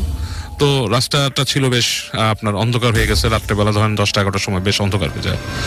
তো গাছপালার মধ্যে দিয়ে যখন আসতেছেন তখনই ওনার কাছে বেশ মানে ভালো লাগে, কারণ মানে এই জায়গাটা হচ্ছে বেশ জোনাকি জ্বলছে এরকম একটা অবস্থা, এবং গ্রামটা বেশ নিশুতি একটা গ্রাম যেখানে বিদ্যুতের কিছুই নেই সেখানে। তো আস্তে আস্তে তো উনি এসে এক জায়গায় দাঁড়ান, সেখানে এসে দেখে যে একটা আপনার খেয়াঘাট আছে। তো খেয়াঘাটে আপনার একজন মাঝি বসে আছে একটা ছোট নৌকাতে। তো উনি বলেন যে আমি নদী পার হব। তো লোকটা কোনো কথা না বলে ওনাকে জাস্ট নৌকায় উঠতে বলেন এবং নৌকাটা আস্তে আস্তে ছেড়ে দেন আর কি। তো নৌকাটা যখন যাচ্ছে রাসেল ভাই পানিতে, এবং উনি শব্দ পাচ্ছেন যে মাঝি আছে সে আস্তে আস্তে করে আর কি আপনার বইটা পাচ্ছে আর কি। তো যেতে যেতে যেতে যেতে নৌকার মানে বেশ অনেকক্ষণ চলে গেছে, উনিও বেশ মানে আর কি হয়ে গেছেন, উনি ওখানে বসে একটা সিগারেট ধরান, সিগারেট খাচ্ছেন। তো এক সময় উনি খেয়াল করেন যে নৌকাটা আর কি আর সামনে বাড়ছে না, মনে হচ্ছে যে নৌকাটা ভেসেই আছে ওখানে। আচ্ছা। তো উনি হঠাৎ করে তাকান সামনে, তাকায় দেখেন যে নৌকার মধ্যে আসলে কেউ নাই, উনি একাই বসা নৌকার ভেতরে, কোনো মাঝি নেই নৌকার ভেতরে। এবং এই সময় উনি দেখেন যে নৌকাটার মানে যে সামনে যে ভাগটা ওই জায়গাটা বেশ দুলতেছে, মনে হচ্ছে কেউ ঠেলে দিচ্ছে বেশ উপরের দিকে। আচ্ছা। এবং মানে একটা এই গোঙানির মতো শব্দ আসতেছে আর কি, লাইক সামবাডি ইজ মানে আর কি একজন গোঙাচ্ছে কাউকে, মানে মুখ চেপে ধরছে, মানে ডেফ অবস্থা আর কি। আচ্ছা। উনি বেশ এটাতে মানে ভয় পেয়ে যান। নদীর প্রায় মাঝামাঝি জায়গা, মানে মধ্য নদীতে প্রায় উনি, এই সময় এরকম একটা শব্দ আসতেছে, নৌকার কোনো মাঝি নাই, বইটা কোথায় তাও জানেন, এবং উনি এটাতে ইউজ টু না, এই বইটা পাওয়ার মতো অবস্থা ওনার না। তো উনি বেশ ভয় পান। তো গোঙানি শব্দটা এক পর্যায়ে মানে উনি মানে মনে হচ্ছে কি গলা চিপে ওনাকে বলতেছে মেরে ফেললো, এরকম মানে এরকম ধরনের একটা কথা আর কি। তো উনি তখন না ওই পানিতে লাফ দিয়ে পড়েন আর কি, আর উনি ওখানে আর বসে থাকতে পারেন না। পানিতে লাফ দিয়ে পড়ে উনি যেভাবে সাঁতার জানতো, খুব মানে কম মানে কষ্ট করে সাঁতারে আছড়ে পাচ্ছে আর কি, উনি ডাঙায় উঠে আসেন এই পাশে, যেই পাশ থেকে উনি নৌকা উঠছিলেন সেই পাশে উনি উঠে আসেন এবং উনি দৌড়তেন ওখানে। তো দৌড়াতে উনি যায় যে একদম আর কি দূরে কোথাও আমার পায় না, দেখে যে একটা দোকান আর কি আছে। তো দোকানের ভেতরে হালকা আলো জ্বলতেছে, দোকানটা বদ্ধ, দোকানের মধ্যে হালকা আলো জ্বলতেছে আর কি। তো উনি দোকানের মধ্যে খুব নক করেন, কিল টিল মারের কিল। দোকানের লোকটা ভেতরতে একজন বলে কে এত রাতে, সেও দরজা খুলতে চায় না। তো উনি তারপর বলে ভাই আমি আসছি, আমি শহর থেকে আসছি, দরজাটা খুলেন প্লিজ, ঝাপটা খুলেন প্লিজ। অনেক রিকোয়েস্ট করার পর লোকটা ঝাপ করলে একটু খুলে দেখে ওনাকে, দেখে বলে যে আপনি এখান থেকে কি করতে আসছেন? তো বলে যে আমি এখানে আসছিলাম, আমি তো ওই পার নদীর ওই পারে যাবো, এখানে এসে। বলে আপনি এখান থেকে কেন আসছেন? আপনি তো ওই পার দিয়ে মানে ওখানে আর আছে, ছোট সাঁকো আছে, ওখান থেকে যেতে পারতেন, ওখানে তারপর ভালো নৌকার ব্যবস্থা আছে, মানে আপনাকে কোনো না কোনো ভাবে ওখানে পৌঁছা দিত, এই রাস্তা দিয়ে তো আসার কিছু নাই। তো উনি বললো যে ভাই আমি এখান থেকে আসছিলাম, এসে একটা নৌকা দেখছি ঘাটে, এবং এই ঘাটে আমি পার হতে গেছিলাম, এরকম মানে পড়ছি, তার শরীরে ভেজা। তো লোকটা তো ওনাকে গাটা মুছতে দিল। তো বললো যে আপনি যেখান থেকে আসছেন এখানে এই জায়গায় আগে একটা এরকম মাঝি থাকতো আর কি, এবং মাঝির আপনার সম্পদ ছিল, কিছু জমি জমা ছিল। তো এই গ্রামে যে ওখানে একজন আছে, দুষ্ট লোক আছে আর কি, সে ওখানকার প্রভাবশালী লোক আর কি, সে মাঝির জায়গাটা নেওয়ার জন্য তার সাথে অনেক গন্ডগোল করছিল, এবং পরে ওই মাঝিকে মেরে আপনার ওই পাথর বেঁধে আর কি পানির তলে ডুবাই দেয় আর কি। এবং এরপর থেকে অনেকেই নাকি ওখানে দেখে যে ওই মাঝিকে বলে যে আপনি মানে ওখানে মাঝি পাবেন কোথায়, মানে নৌকাও তো থাকার কথা না, কিভাবে আপনি নৌকার মধ্যে গেলেন আর কিভাবে আপনি পড়লেন, এরকম আর কি। ওই লোকটা ওনাকে তো উনি খুব ভয় পায়, এবং ওই রাতের বেলা উনি ওই দোকানেই থেকে যায় আর কি লোকের সাথে, এবং পরে ওখান থেকে উনি ব্যাক করেন। ওকে, এটা ছিল ঘটনা, তাই তো? আচ্ছা, থ্যাংক ইউ ভেরি মাচ বাবু ভাই আপনার সেকেন্ড স্টোরির জন্য। আমরা এবার SMS এ যাব, এবং আমাদের কাছে বেশ কিছু SMS অলরেডি আছে। রাজ আমাদের বাঘা থেকে SMS করেছেন এবং তিনি লিখেছেন I like to listen Booth FM. আমাদেরকে লিখেছেন ইফতেখার, স্টোরিগুলো ভালো লাগছে। মেহেদি ঢাকা থেকে আমাদের SMS করেছেন। শরীফ আমাদের SMS করেছেন, ফার্স্ট SMS করলেন, খুব ভয় লাগছে। থ্যাংক ইউ ভেরি মাচ আমাদের সঙ্গে থাকার জন্য। আমরা দেখতে পাচ্ছি জিলান আমাদের SMS করেছেন, নাটোর থেকে শুনছেন তিনি। এমডি বুলবুল তেজগাঁও থেকে আমাদের সাথে আছেন। ফাহিম আমাদের সাথে আছেন, আমার সাথে হচ্ছেন কাইয়ুম, এবং প্রায় 1 বছর পর শুনছেন সেই পুরনো feelings. Thank you very much, welcome back Kaiyum, এবং আশা করছি আবারও রেগুলার আপনাকে পাবো। আমাদেরকে দেখতে পাচ্ছি তাশফিক SMS করেছেন, Tashfiq Ahmed Anik, Rajshahi cantonment public school and college থেকে। রাব্বি রাজশাহী থেকে আমাদের SMS করেছেন, কাকনহাট থেকে লিখছেন তিনি। শুভ গোপালগঞ্জ থেকে আমাদের সঙ্গে রয়েছেন। আমাদের সঙ্গে রয়েছেন অর্চি ঢাকা থেকে, এবং বাবু ভাইয়ের স্টোরিটার প্রশংসা করেছেন। আমি দেখতে পাচ্ছি আতিক, তিনি শুনছেন আমাদেরকে পাংশা থেকে। এছাড়াও হিমেল আমাদের সাথে আছেন। আমাদের সাথে রয়েছেন SH ডালিম হাজারিবাগ ঢাকা থেকে, এবং আমাদেরকে দেখতে পাচ্ছি যে SMS করেছেন হাসান খান বিশ্বনাথ সিলেট থেকে। এছাড়া আমাদেরকে দেখতে পাচ্ছি SMS করেছেন পটুয়াখালী থেকে DP নয়ন। এছাড়াও SH হালিম আবারও SMS করেছেন। MD হাবিব সবুজ এবং পলাশ আমাদেরকে SMS করেছেন কাদিরগঞ্জ রাজশাহী থেকে। হাসান খান আমাদের আবারও SMS করেছেন। রায়ান ইসলাম আমাদের SMS করেছেন টাউন হল ময়মনসিংহ থেকে। এছাড়াও হৃদয় মানিকগঞ্জ থেকে আমাদের SMS করেছেন। সাগর বরগুনা থেকে আমাদের SMS করেছেন। গোলাম রাব্বি আমাদের SMS করেছেন মিডফোর্ড ঢাকা থেকে, এবং আমাদেরকে SMS করেছেন দেখতে পাচ্ছি। এছাড়াও মেহরান চৌধুরী সিলেট থেকে। রাকিব আমাদের SMS করেছেন। রূপা খুলনা থেকে SMS করেছেন। হৃদয় মানিকগঞ্জ থেকে আমাদের SMS করেছেন। আব্দুল মিরপুর থেকে আমাদের SMS করেছেন, আমাদেরকে SMS করেছেন দেখতে পাচ্ছি। এছাড়াও দেখতে পাচ্ছি রাজ, এছাড়াও আমাদেরকে SMS করেছেন দেখতে পাচ্ছি অপু গোপালগঞ্জ থেকে। বুলবুল আমাদের SMS করেছেন আমাদেরকে পনির বাংলাদেশ এগ্রিকালচারাল ইউনিভার্সিটি থেকে। এছাড়াও আমি দেখতে পাচ্ছি আমাদেরকে SMS করেছেন আরো অনেকেই। আপনি যদি SMS করতে চান মোবাইলের মেসেজ অপশনে গিয়ে টাইপ করুন ফুর্তি FORT ফুর্তি স্পেস আপনার নাম স্পেস আপনার মেসেজ পাঠিয়ে দিন 9840 নাম্বার। যদি আমাদের ইমেইল করতে চান, আমাদের ইমেইল অ্যাড্রেস হচ্ছে bhootfm@radiofurti.fm which is BHOOTFM@radiof @rti.fm আপনার নাম, ঠিকানা এবং ফোন নাম্বার সহ আপনার জীবনে ঘটে যাওয়া সেরা ঘটনা লিখে পাঠিয়ে দিন আমাদের কাছে। ঘটনার শুরুতে অবশ্যই উল্লেখ করুন ঘটনাটি আপনি স্টুডিওতে এসে শেয়ার করতে চান নাকি আপনি চান আপনার ঘটনা আমরা পড়ে শোনাই। যারা দেশের বাইরে রয়েছেন তারা সরাসরি অডিও ক্লিপ পাঠিয়ে দিতে পারেন আমাদের কাছে। আর আমাদের ফেসবুক পেজ, একটু পরে আমরা কমেন্টগুলো পড়বো ব্রেক থেকে ফিরে এসে। আমাদের ফেসবুক পেজ হচ্ছে www.facebook.com/radio.foodken, www.facebook.com/bothfm.russell। নতুন অতিথি নিয়ে আসবো এবং আপনাদের ফেসবুকের কমেন্টগুলো পড়বো। সেই পর্যন্ত আপনাদের কাছ থেকে বিদায় নিচ্ছি কিছুক্ষণের জন্য। আশা করছি পুরোটা সময় আমাদের সঙ্গেই থাকবেন। Stay tuned to Radio Furti and don't stop the Furti. FM, the night comes alive with Graminphone.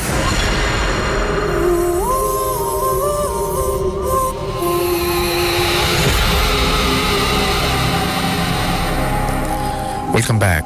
শুনছেন সবসময় রেডিও ফুড 30.0 FM। আমি রাসেল আছি সাথে, এবং আমার সাথে নতুন অতিথি যোগ দিয়েছেন কিছুক্ষণ আগেই, এবং তাদের মধ্যে একজন আপনারা সবাই চেনেন, তিনি হচ্ছেন হাফিজ মাইনুদ্দিন ভাই, এবং তিনি আমাদের সাথে এই মুহূর্তে আছেন। এবং আমরা কিছুক্ষণের মধ্যেই আমাদের আজকের এপিসোডে খুব ইন্টারেস্টিং একটা পার্ট শুরু করব। সেটা হচ্ছে যে আপনারা অনেকেই অনেকের সমস্যা নিয়ে আমাদের লিখেছেন, সেই সমস্যাগুলোর জবাব দেওয়ার চেষ্টা করবেন কিছু কিছু বিষয়ে হাফিজ মাইনুদ্দিন ভাই, এবং আপনাদের সমস্যাগুলো আমার কাছে এই মুহূর্তে আছে, আমি সমস্যাগুলোর কথা জানাবো ওনাকে।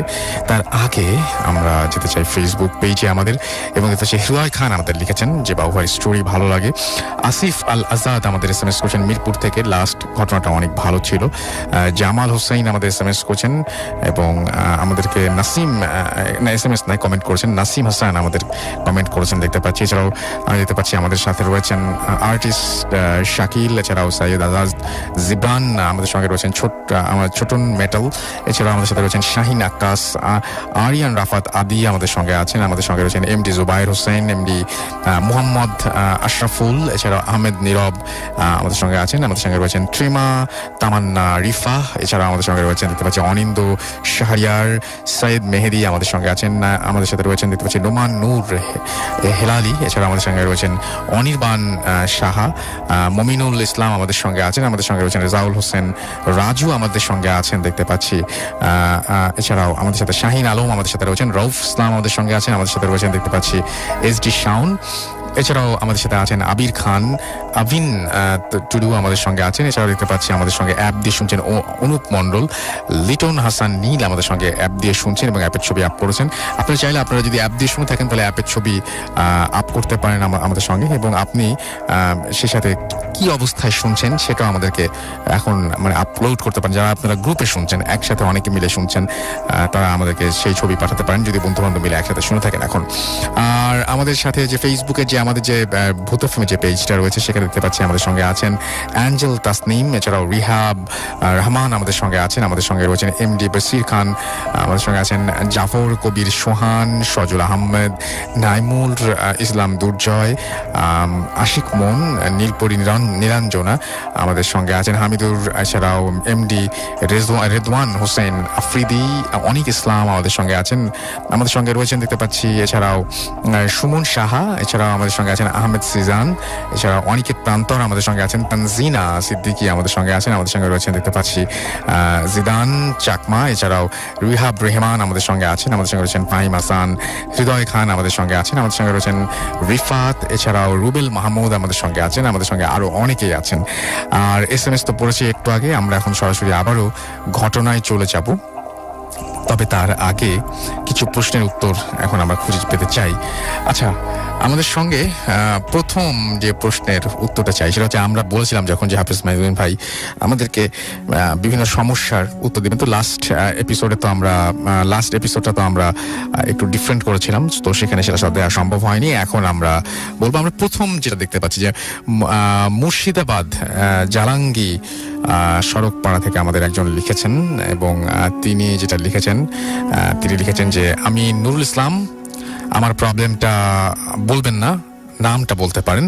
তো প্রবলেমটা যেহেতু উল্লেখ করতে তিনি নিষেধ করেছেন, সুতরাং আমি প্রবলেমটা উল্লেখ করছি না, শুধুমাত্র তার সমস্যাটার উত্তর আমি ছোট্ট করে বলবো যে হাফিজ মাইনুদ্দিন ভাই আপনাকে একটু জানিয়ে দিতে বলেন। জি ভাইয়া, গোলাম মাহমুদ ভাইয়া উনি খুব ভালো লোক, ওনার পারিবারিক ফ্যামিলির সম্পর্কটা ভালো না থাকার কারণে তার এই সমস্যাটা হইতেছে। আচ্ছা, মানে সেটা কিরকম বুঝি না? উনি প্রশ্নটা উল্লেখ করছেন তার ওয়াইফকে যেটা খাওয়ানো হয়েছে সেটা বাস্তব। আচ্ছা, হ্যাঁ, খাওয়ানো হয়েছে। এটা এই জন্যই যে ওনার ছেলেকে যে ওনার কাছ থেকে আলাদা করা হয় অভিভাবক থেকে, সেই যে সম্পর্কটা যেন ভালো থাকে, মিলেমিশে থাকে, সেটা তারা চাচ্ছেন। তাদের সম্পর্কটা, ফ্যামিলির সম্পর্কটা ভালো না থাকার কারণে। তার মানে আপনি বলছেন যে উনি যেটা আন্দাজ করছেন কিছু খাওয়ানোর ব্যাপারটা, সেটা আসলে খাওয়ানো হয়েছে। আমরা সেকেন্ডটাতে চলে যাই। এমডি মারুফ আর রশিদ আমাদের লিখেছেন খুলনা থেকে, আমার মাথা প্রায় সব সময় গরম থাকে এবং আমি অনেক কিছু ঘটনার আগে টের পাই, এর সমাধান দিলে উপকৃত হব। রাশেদ ভাইয়ার আল্লাহ তাআলা বিবেক শক্তিটা প্রখর করে দিয়েছেন, যার কারণে উনি এই জিনিসটাকে যে কোনো কাউকে দেখলে অথবা কোনো কিছু দেখার সাথে সাথে উনি বুঝতে পারেন যে ঘটনা ঘটে যাচ্ছে। আর উনার যে মাথাটা গরম থাকে, উনি বলতেছেন সেটা তার অস্থিরতার কারণে। সবকিছুতে উনি অগ্রিম যেটা বলবেন সাথে সাথে যেন হয়ে যায়, সবার কাছ থেকে সবকিছু অস্থিরতা করার কারণে তার মাথাটা গরম থাকা হয়। কিন্তু তার কোনো সমস্যা না, এটা হইতেছে আল্লাহ তাআলা তাকে বিবেক শক্তিটাকে প্রখর করে দিয়েছেন। মিরাজুল হাসান মিরাজ আমাদের লিখছেন, তিনি লিখছেন ঘুমানোর সময় আমাকে খুব ঘন ঘন বোবা ধরে। হ্যাঁ, এটা কি কোনো প্রবলেম? হ্যাঁ, এটা একটা সমস্যা। উনাকে বলবো 5 ওয়াক্ত নামাজ যেন পড়া হয় উনার। আচ্ছা, উনার 5 ওয়াক্ত নামাজ জামাতের সাথে অথবা যেভাবে হোক উনি নামাজ যেন পড়া হয়, এবং রাত্রিবেলা যখন উনি ঘুমাবে ওযু করবে, আর ডান দিক বুকের ডান পাশে আলিফ, মাঝখানে লাম, বাম পাশে মিম লিখে ঘুমালে বোবার কখনো ধরবে না। আচ্ছা, আমাদের এখানে লিখছেন যে প্রায় 2 বছর আগে ডিভোর্স হয় একজনের, গাইবান্ধা থেকে তিনি লিখছেন, তৌফিকুল আলম, এবং তিনি বলছেন ডিভোর্সের 7 থেকে 10 দিন। আচ্ছা, বাবার নাম তৌফিকুল আলম, তার নাম হচ্ছে আরিফ মোহাম্মদ তৌফিক, এবং তিনি লিখছেন যে 7 থেকে 10 দিন পরে বেডরুমের ফ্যান নষ্ট হয়ে যায়। ফ্যান ঠিক করার সময় ফ্যানের উপরে তিনি সাদা কাগজে কিছু একটা লিখিত অবস্থায় একটা তাবিজ পান। এই তাবিজটা কোথা থেকে আসলো তিনি জানতে চেয়েছেন। জি ভাইয়া, তাবিজটা তো ডিভোর্সের অনেক আগেই ছিল। আপনার তাই মনে হয়? জি জি, তার মানে আগে থেকে ছিল। অনেক আগে। তার মানে আপনি বলছেন যে সম্পর্ক ভাঙার কারণটাও এরকম? আচ্ছা, ওকে। আচ্ছা, আমি দেখতে পাচ্ছি যে আমাদের এখানে আরো একজন লিখেছেন যে আমার একটা সমস্যা আছে, মাঝে মাঝে বুঝতে পারি কে যেন আমাকে ডাকে, এটা রাতে বাড়ি ফেরার সময় হয়, এটা আমি এটা সমাধান চাই। জি, আশিক ভাইয়া, আশিক ভাইয়ার এটা জিনের একটা প্রভাব। আশিক ভাইয়ার এখন সামনে আরো জিনের প্রভাব পড়বে। আশিক ভাইয়ার উচিত সকাল এবং সন্ধ্যা এই দুটা সময়তে যেন আয়াতুল কুরসি পাঠ করা হয়, ফজরের নামাজের পরে এবং মাগরিবের নামাজের পরে। এই দুটা নামাজের পরবর্তীতে কারোর সাথে কোনো কথা না বলে আয়াতুল কুরসি পাঠ করলে ইনশাআল্লাহ ওনাকে আর কোনো সমস্যা করবে। আমাদের পরের প্রসঙ্গে চলে যায়, সরাসরি মূল প্রসঙ্গে আসি। গত 1.5 বছর ধরে আমার সাথে অদ্ভুত ঘটনা ঘটছে, জানি না এটাকে কাকতালীয় বলবো কিনা, কিন্তু এইসব ঘটনার শিকার হওয়া আমার মনে হচ্ছে আমাকে কালো জাদু করা হয়েছে। আমার ইমেলটি সামান্য দীর্ঘ হতে পারে, অনুরোধ করছি ধৈর্য ধরে পড়বেন। আপনার সঙ্গে অনেক গুণী মানুষের পরিচয় আছে, হাফেজ মাইনুদ্দিন ভাই অথবা আরেকজন এসেছিলেন যিনি মানুষের বিভিন্ন সমস্যার সমাধান করে থাকেন। আপনার মাধ্যমে যদি ওনারা আমাকে একটা পথ দেখান খুব উপকৃত হব। ঘটনা শুরু হয় আমাদের চাকরি হারানোর মধ্যে দিয়ে। আমি বেসরকারি বিশ্ববিদ্যালয়ে শিক্ষকতা করি, স্বনামধন্য একটি বিশ্ববিদ্যালয়ে কাজ করতাম। প্রতিষ্ঠানের সকল নিয়ম মেনে চলছিলাম, ছাত্রছাত্রীরা আমাকে খুব পছন্দ করত। কিন্তু কর্তৃপক্ষ একদিন আমাকে ডেকে বলল আমার চাকরি নাকি থাকছে না। আমি অবাক হয়ে কারণ জিজ্ঞাসা করলাম, তারা বললেন আমি নাকি প্রতিষ্ঠানের বিরুদ্ধে ষড়যন্ত্র করছি। আমি আকাশ থেকে পড়লাম, ওনারা আমার সাথে আর কোনো কথা বলতে চাইলেন না এবং আমি বেকার হয়ে গেলাম। অদ্ভুত বিষয়, সর্বোচ্চ শিক্ষাগত যোগ্যতা এবং 8 বছরের অভিজ্ঞতা থাকার পরেও কোনো প্রতিষ্ঠান আমাকে ইন্টারভিউতে ডাকলো না পর্যন্ত। শেষে আমি একটা নিম্নমানের প্রতিষ্ঠানের নামমাত্র বেতনে ভিক্ষা চেয়ে ঢুকলাম, সেখানেই আছি ভিখারির মতো অবস্থা প্রায়। এই শেষ নয়, অভাবনীয়ভাবে সকল সুযোগ যেন আমার হাতের আঙুল দিয়ে গলে বেরিয়ে যাচ্ছে। কাছের মানুষেরা কথা দিয়ে নির্বিকার ভাবে কথা রাখছে না। মা বাবা সহ অন্যরা আমার প্রতি বিনা কারণে বিরূপ হয়ে উঠছেন। সম্প্রতি একটি ইন্টারভিউতে প্রথম হবার পরেও আমাকে কথা দিয়ে কর্তৃপক্ষ অন্যজনকে নিয়োগ দিয়েছেন। আমি এখন দিশেহারা, বুঝতে পারছি না কার কাছে গেলে সমাধান হবে। আমার পরিচিত এমন কেউ নেই যে আমাকে সাহায্য করবে, তাই আপনাদের শরণাপন্ন হলাম। আমার ভাগ্য যেমন খারাপ হয়ে যাচ্ছে তাতে মনে হতে পারে এই ইমেল আপনার চোখেই পড়বে না। যদি পড়ে অনুগ্রহ করে হাফেজ মাইনুদ্দিন ভাইকে কাছে পৌঁছে দেবেন অথবা তার সাথে আমাকে একটু যোগাযোগ করিয়ে দেবেন। নিচে তারপরে তিনি ঠিকানা দিয়েছেন।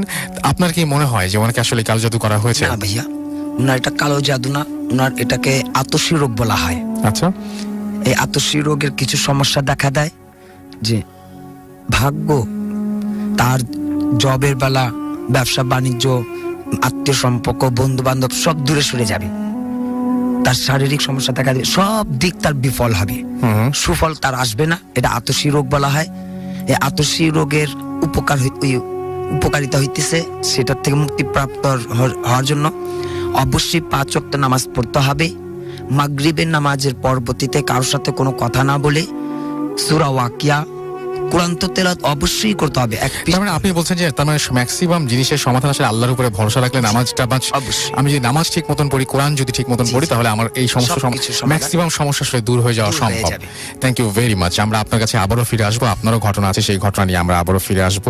তবে এখন আমরা আরেকটা ইমেইলে চলে যাব এবং এই ইমেইলটি আমাদেরই একজন অতিথি পাঠিয়েছেন, না আমাদেরই একজন লিসেনার পাঠিয়েছেন, সেটা আমি এখন পড়বো। তো এই ইমেইলটা আমি পড়ছি, আশা করছি যে আপনাদের ভালো লাগবে। যেভাবে লিখছেন সেভাবেই পড়ছি। আসসালামু আলাইকুম আসল ভাই, আসসালামু আলাইকুম। I hope you are very well. I sent audio, আচ্ছা অডিও ক্লিপ তিনি পাঠিয়েছিলেন কিছুদিন আগে, সেটা লিখেছেন, বাট মেবি সেটা পাওয়া মানে সেটা আমরা মানে আমাদের কাছে আসেনি। এনিওয়ে, এবং তিনি আজকে একটা কোনো একটা ডিফারেন্ট কিছু একটা তিনি আমাদের সাথে শেয়ার করতে চান এবং তিনি লিখেছেন যে তিনি আসতে পারবেন না, বাট যদি তার স্টোরি পছন্দ হয় তাহলে তাকে যেন আমরা সেটা শেয়ার করি। তারপরে তিনি লিখছেন, আমি নাজিফা, আমি কতদিন পর পর কিছু অদ্ভুত স্বপ্ন দেখছি। ফার্স্টে তেমন কিছু বুঝিনি, কিন্তু এক সময় দেখলাম কোথায় যেন স্বপ্নগুলোর মাঝে একটি মিল খুঁজে পাই। আমাদের বাসার 2 তলায় আমরা থাকি। পুরো বাসায় আমরা মাত্র 4 জন মানুষ, কোনো ভাড়া দেইনি। নিজেরাই ওপরে নিচে ঘুরে বেড়াই। 4 তলাতে একটা হল রুম, কোনো ফাংশন হলে ওখানে করা যায়। 5 তলায় ছাদ। আমি প্রায় সময় রাতের বেলা একা একা ছাদে যেতাম। যেহেতু আমরা 2 তলায় থাকি তাই উপরের লাইটগুলো অফ থাকে, প্রয়োজন হলে চালানো হয়। একা একা ছাদে ঘুরতে বেশ ভালো লাগে। দোলনাতে ঝুলতাম আপন মনে, কিন্তু আমি সহজে লাইট চালাতাম না। অন্ধকারেই আমার ভালো লাগে, কিন্তু অনেক দিন হয়ে গেছে এখন আর ছাদে যাই না। কিছু দুঃস্বপ্ন আমাকে তাড়া করে বেড়ায়। ঘটনায় ঢুকবো। এই মুহূর্তে যদি কেউ চান তাহলে ছাদে উঠে গিয়ে এই ঘটনাটা শুনতে পারেন বা নিজের ছাদে ঘুরে আসতে পারেন এই ঘটনাটা শুনতে শুনতে কানে হেডফোন দিয়ে। একদিন ঘুমিয়েছিলাম দুপুরে, স্বপ্ন দেখছিলাম আমি 4 তলায় আমার সোফায় বসে গান শুনছি। একটু দূরের একটা বাসার ছাদে একটি ছেলে আমাকে দেখে হাসছে। একসময় দেখি সে ভয়ঙ্কর ভাবে হাসতে হাসতে পুরো শরীর বালু অর্থাৎ স্যান্ড যেটাকে বলি আমরা, বালু হয়ে ঠিক আমার কাছে উড়ে আসছে। সেখানে বাতাস ছিল না, খুব রোদ, কিন্তু ওই জিনিসটা এসে চারিদিকে বাতাসের মতো ঘুরতে লাগলো। আমি দৌড়ে বের হয়ে গেটটা বাইরে থেকে আটকানোর চেষ্টা করি, তখন আমার হাতের রিংটা ভেতরেই পড়ে যায়। আমি কি করব ভেবে পাচ্ছিলাম না। সেই জিনিসটা যেন আমাকে নিয়ে যাবে বা আমার কোনো ক্ষতি করবে। এমন সময় আমার ঘুম ভেঙে যায় এবং আমি তখনও ভয়ে ছিলাম। অবাক যেটা লাগছে তা হলো সময়টাও তখন প্রায় একই ছিল, মানে আমি এই মাত্র যেন উপরে ছিলাম। এখানে কিভাবে আসলাম একই সময়? আরেকদিন দেখি আমি 3 তলায় একা। হঠাৎ যেন সব অন্ধকার হয়ে গেল। কোনো অবয়ব আমাকে মাটিতে ফোর্স করে ঢুকিয়ে দিচ্ছিল। সাথে সাথে আমার ঘুম ভেঙে যায় এবং তখন দেখি সময়টাও যেন কিভাবে প্রায় মিলে যাচ্ছে। আমার বডি তখন ফ্রিজ একদম ফ্রিজ হয়েছিল। এগুলো 2টো স্বপ্নের কথা বললাম। এখন বাস্তবের কথায় আসি। আমি অভ্যাসবশত একদিন রাতের বেলা অন্ধকারে সিঁড়িতে বসেছিলাম। দক্ষিণা ঠান্ডা বাতাসে পাশের বাসা থেকে হালকা আলো এসে পড়ছিল। তখন আমি হঠাৎ দেখি একটা ব্ল্যাক শ্যাডো মুহূর্তে এখান থেকে ওখানে সরে গেল। আমি কয়েক সেকেন্ড তাকিয়েছিলাম, কি দেখলাম এটা। তারপর আমি 1 ফ্লোর নিচে এসে বসলাম সিঁড়িতে। বলা দরকার আমাদের বাসার পেছনের বাসাটা কেমন জানো, ওদের কাজ কখনো শেষ হয় না। ভাঙে আবার বানায়। সন্ধ্যার পর সেখানেও আর কাজ হয় না বলে উপরের সব ফ্লোর অন্ধকার থাকে। যাই হোক, আমি দেখলাম ওই বাসার একটা ফ্লোরে হঠাৎ লাইট জ্বলে উঠল, আবার নিভে গেল। প্রথমে ভেবেছি হয়তো চোখের ভুল, কিন্তু এরপরে কয়েকবার জ্বলে আবার নিভে গেল। আন্ডার কনস্ট্রাকশন বিল্ডিংয়ে এমন এখন কে করবে, কে কি করবে? আমি এরপর যা দেখলাম তা আমার কোনো হ্যালুসিনেশন ছিল না। আমি দেখলাম একটা অদ্ভুত শ্যাডো, দেখতে খুব অন্যরকম, লাইক একটা ককরোচ কে যদি মানে 1.5 ফিট বড় মোটা করে কল্পনা করা হয়, অনেকটা সেরকম যেন একটা অদ্ভুত বড় প্রাণীর শ্যাডো ওই বাসাটার ওয়াল বেয়ে সোজা উপরের দিকে আরো গভীর অন্ধকারের দিকে উঠে যাচ্ছে। জাস্ট একটা শ্যাডো। আমি জানি না ওটা কি ছিল। এর আগে যে ব্ল্যাক শ্যাডোটা দেখেছিলাম সেটা আরো অন্যরকম ছিল, যা উড়ে চলে গিয়েছিল। আমি এই ব্যাপারগুলো আমার আপির সাথে শেয়ার করি।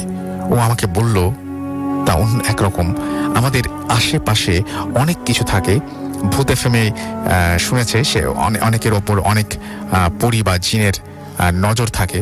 সেরকমই অনেক ব্যাপার থাকে যারা পিওর সোল খুঁজে বেড়ায়, অ্যান্ড তাদের ওপর আলাদা নজর থাকে।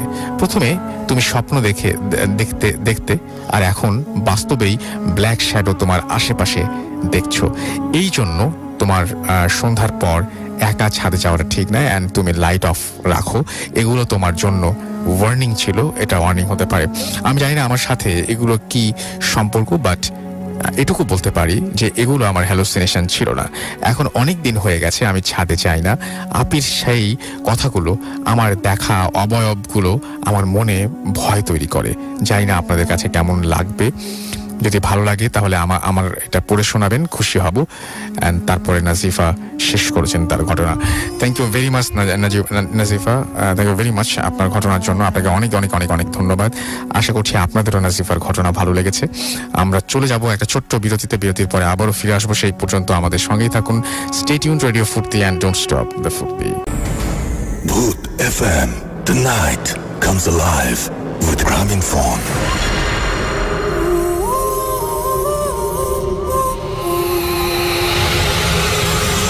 Yes, night comes alive with Gramophone. শুনছেন সবসময় রেডিও ফুর্তি 8.2 FM। আমি রাসেল আছি সাথে, এবং এখন চলে যাব হাফেজ মাইনুদ্দিন ভাইয়ের কাছে। তার রিসেন্ট একটা ঘটনা শুনবো আমরা, তারপরে আবারও ফিরে আসবো আপনাদের কাছে। তো মাইনুদ্দিন ভাই, আপনার সেকেন্ড স্টোরিটা আমরা শুনে ফেলি, না আপনার প্রথম স্টোরিটা আমরা শুনে ফেলি। জি, বেশ 2-4 দিন আগে ঘটনা একটা হয়েছে। সেটা হচ্ছে রাত্রিবেলায় আমি ইসলামিক গান শুনতেছিলাম। যখন শুনতেছিলাম তো রাত্রি 2:30 তখন বাজে। আমি ঘরে চাবিটা নেই, বাতিটা জ্বালিয়ে সেই গানটা বন্ধ করে ওয়াশরুমের চাবিটা নিয়ে আমি ওয়াশরুমে যাই। আমি যাওয়ার সময় দরজাটা বন্ধ করে রাখি। ওয়াশরুম থেকে কাজ শেষ করে যখন আসি তখন আমি দেখতেছি আমার দরজাটা খোলা, ঘরের বাতি নেভানো, গান চলতেছে। তখন আমি একটু অবাক হলাম যে আমি তো ঘরে বাতিও জ্বালাইছি, দরজাও বন্ধ ছিল, গান তো বাজতেছিল না। তখন আমি ভাবলাম যে হয়তো আমার নিজের কোনো ভুল হতে পারে, সেটা আমি খেয়াল করলাম না। এরপর আমি ঘরে যখন ঢুকলাম তখন দেখি যে না, ঘরে কোনো একটা মেহমান আসছেন। তখন আমি সেখানে সালাম দিয়ে দিলাম। সালাম দিয়ে আমি আমার চুপচাপ বসে পড়লাম। বসে থাকার কিছুক্ষণ পরে উনি দাঁড়িয়ে গেছে। দাঁড়িয়ে কান্নার সরে সে আমাকে সেইটুকুই বলতেছে, আমি বাম হাতের মধ্যে যে দোয়া লেখা একটা রিং পরেছিলাম সেটা কেন পরলাম। সে আমার কাছে এটা প্রশ্ন করলো যে আমি বাম হাতে সেই দোয়া লেখার রিংটা কেন পরলাম। সেই রিংটাকে আঘাত করলো, সেটা আমাকে পড়তে নিষেধ করে দিল, এবং সেটার উপরে খুব আঘাত করে সেটাকে একটু বাঁকা করে দিল, এবং সে বললো যেটাকে আমাকে পড়ার জন্য না। তখন আমি বলছি না, আমি এটা পড়বো, কেননা সেটা আমার খুব প্রয়োজন আছে। তখন উনি কান্না সরিয়ে আমাকে বললেন যে না, তুমি এটা পড়বে না, এটা খুলে রাখতে হবে। তারপর আমি আমার বসে চুপচাপ রয়েছি। উনি যখন চলে গেলেন তখন কিছুক্ষণের মধ্যে সেই ঘরের বাতিটা নিজেই জ্বলে গেল, এবং গান বন্ধই হয়ে গেল। গান চলছিল না, ঘরের বাতিটা জ্বালানো ছিল, দরজাও বন্ধ হয়ে গেল, এবং গানটা নিজেই বন্ধ হয়ে গেল। আমি পরবর্তীতে সেটা করলাম যে এই যে আমাকে আংটি দেওয়া সে আসছেন আমারই বাম হাতের রিংটা পরার জন্য, উনি এটা পছন্দ করেননি যে আমি বাম হাতের রিংটা কেন পরলাম। ওকে, থ্যাংক ইউ ভেরি মাচ আপনার ঘটনার জন্য। আপনাকে অনেক অনেক ধন্যবাদ। আমরা একটা কিছু SMS নিব এখন। FM নূর জাহান আমাদের SMS করেছেন এবং তিনি বলছেন যে মিরপুর থেকে তিনি SMS করেছেন এবং তিনি আমাদেরকে তার প্রবলেমের কথা লিখেছেন। খালিশপুর খুলনা থেকে মিস্টার পলাশ মাহমুদ আমাদের SMS করেছেন এবং তিনি বলেন যে আমি জানতে চাই যে স্বপ্ন দেখি সে ঘটনা আমাকে কেন জানি স্বপ্নে দেখি, আর সেই স্বপ্ন বুঝতে পারিনি। আপনারা ইমেইল করে আরো বেশি ভালো হয়, আর নাহলে এখানে লিখে খুব ছোট করে লিখতে হবে। আমরা দেখতে পাচ্ছি আমাদেরকে দেব SMS করেছেন বরিশাল থেকে এবং তিনি শুনছেন আমাদের সাথে। বাপ্পি আমাদের সাথে আছেন এবং হাজারিবাগ থেকে তিনি আমাদের সঙ্গে আছেন। জুয়েল আমাদের সঙ্গে আছেন, আমাদের সঙ্গে রয়েছেন দেখতে পাচ্ছি ইমু ফরিদপুর থেকে, এছাড়াও প্রেম আমাদের সঙ্গে আছেন, ঋতিক আমাদের সঙ্গে আছেন, রেজাউল ইসলাম আমাদের সঙ্গে আছেন, আমাদের সঙ্গে রয়েছেন সুমাইয়া, এছাড়াও সুমাইয়া জামান আমাদের সঙ্গে আছেন, আমাদের সঙ্গে রয়েছেন দেখতে পাচ্ছি আমাদের সঙ্গে আছেন দেখতে পাচ্ছি রাহুল সাতক্ষীরা থেকে এবং আমাদের সঙ্গে আছেন এখানে দেখতে পাচ্ছি তাসিন এবং আমাদের সঙ্গে আছেন MD বুলবুল, সাকিব হাসান আমাদের সঙ্গে আছেন, বাপ্পি তালতলা থেকে আমাদের সঙ্গে আছেন, ফাহিম খুলনা থেকে আমাদের সঙ্গে আছেন, আমাদের সঙ্গে রয়েছেন মেহেদি হাসান চাঁপাইনবাবগঞ্জ থেকে, অসম আমাদের সঙ্গে আছেন দেখতে পাচ্ছি মুন আমাদের সঙ্গে আছেন দেখতে পাচ্ছি, এছাড়াও মাহবুব, এছাড়াও আমাদের সঙ্গে আছেন জুয়েল, আমাদের সঙ্গে আছেন শিশির খুলনা থেকে, হাসান আমাদের সঙ্গে আছেন এবং অনেকদিন পর তিনি আমাদেরকে আবার নক করেছেন। থ্যাংক ইউ ভেরি মাচ আমাদের সঙ্গে থাকার জন্য যারা আমাদের সঙ্গে আছেন। আর আমি দেখতে পাচ্ছি যে আমাদেরকে ফেসবুকেও অনেক কিছু লিখছেন। অ্যান্ড যারা ফেসবুকে আসতে চান তাদেরকে আরো একবার বলি যে www.facebook.com/radio.furti অথবা www.facebook.com/bhutfm.russell এই দুটো জায়গায় এসে কিন্তু আপনি আপনার কথা আপনার যা বলার আপনি জানাতে পারেন। আমি দেখতে পাচ্ছি আমাদেরকে আরিফিন অভি আমাদের সঙ্গে আছেন এবং তিনি লিখেছেন একটা প্রবলেমের কথা। MD সাগর আহমেদ আমাদের সঙ্গে আছেন, অনেকদিন পরে তিনি শুনছেন আমাদেরকে, আশা করছি এখন থেকে রেগুলার আপনাকে পাবো ভাই। সিজান রহমান আমাদের সঙ্গে আছেন, আমাদের সঙ্গে কুয়াশার মৌ আছেন, তিনি বলছেন অলরেডি শুনছি। আরিফুর রহমান আমাদের সাথে আছেন এবং আমাদের সঙ্গে আছেন দেখতে পাচ্ছি MD হাসান খান বিশ্বনাথ সিলেট থেকে তিনি আছেন এবং তিনি অ্যাপ দিয়ে শুনছেন এবং MD নাদির উদ্দিন সামিদুল আমাদের সঙ্গে আছেন এবং আমাদের সঙ্গে তিনি শুনছেন এই মুহূর্তে জানিয়েছেন। তানভীর আহমেদ আমাদের সঙ্গে আছেন এবং শাহাদাত হুসাইন আমাদের সঙ্গে আছেন নরসিংদী থেকে, এছাড়াও আমাদের সঙ্গে আছেন দেখতে পাচ্ছি রায়াত হাসান, লিটু আনাম আমাদের সঙ্গে আছেন এবং তিনি উত্তরা থেকে শুনছেন এবং লিখেছেন যে আই লাভ ভূত এফএম আমাদের সঙ্গে আছেন দেখতে পাচ্ছি। এছাড়াও রবিউল ইসলাম সজীব এবং তিনি ময়মনসিংহ থেকে আমাদের সঙ্গে শুনছেন। আরিফুর রহমান জিতু আমাদের সঙ্গে আছেন, আমাদের সঙ্গে রয়েছেন দেখতে পাচ্ছি রহিমা আখতার পপি, তিনি আমাদের সাথে শুনছেন।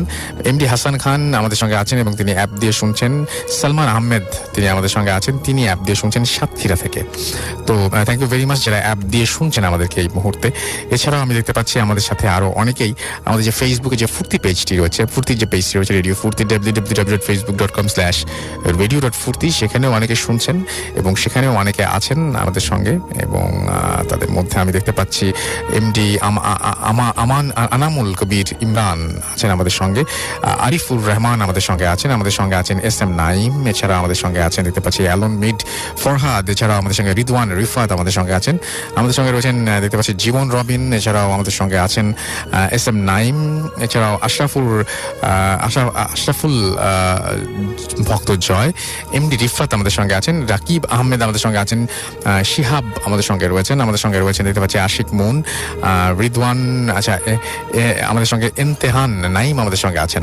আমরা ভূত এফএম এর জন্য কন্টেন্ট প্রোভাইডার খুঁজছি, অর্থাৎ আপনি চাইলে আপনি ভূত এফএম এর বিভিন্ন কন্টেন্ট প্রোভাইড করতে পারেন এবং সেই জন্য আপনাকে যেটা করতে হবে সেটা হচ্ছে আপনাকে আপনার একটা এক কপি সিভি আমাদের ঠিকানায় পাঠিয়ে দিতে হবে, আর সেটা হচ্ছে আমাদের ভূত এফএম @radiofurti.fm, এখানে আপনি পাঠাতে পারেন।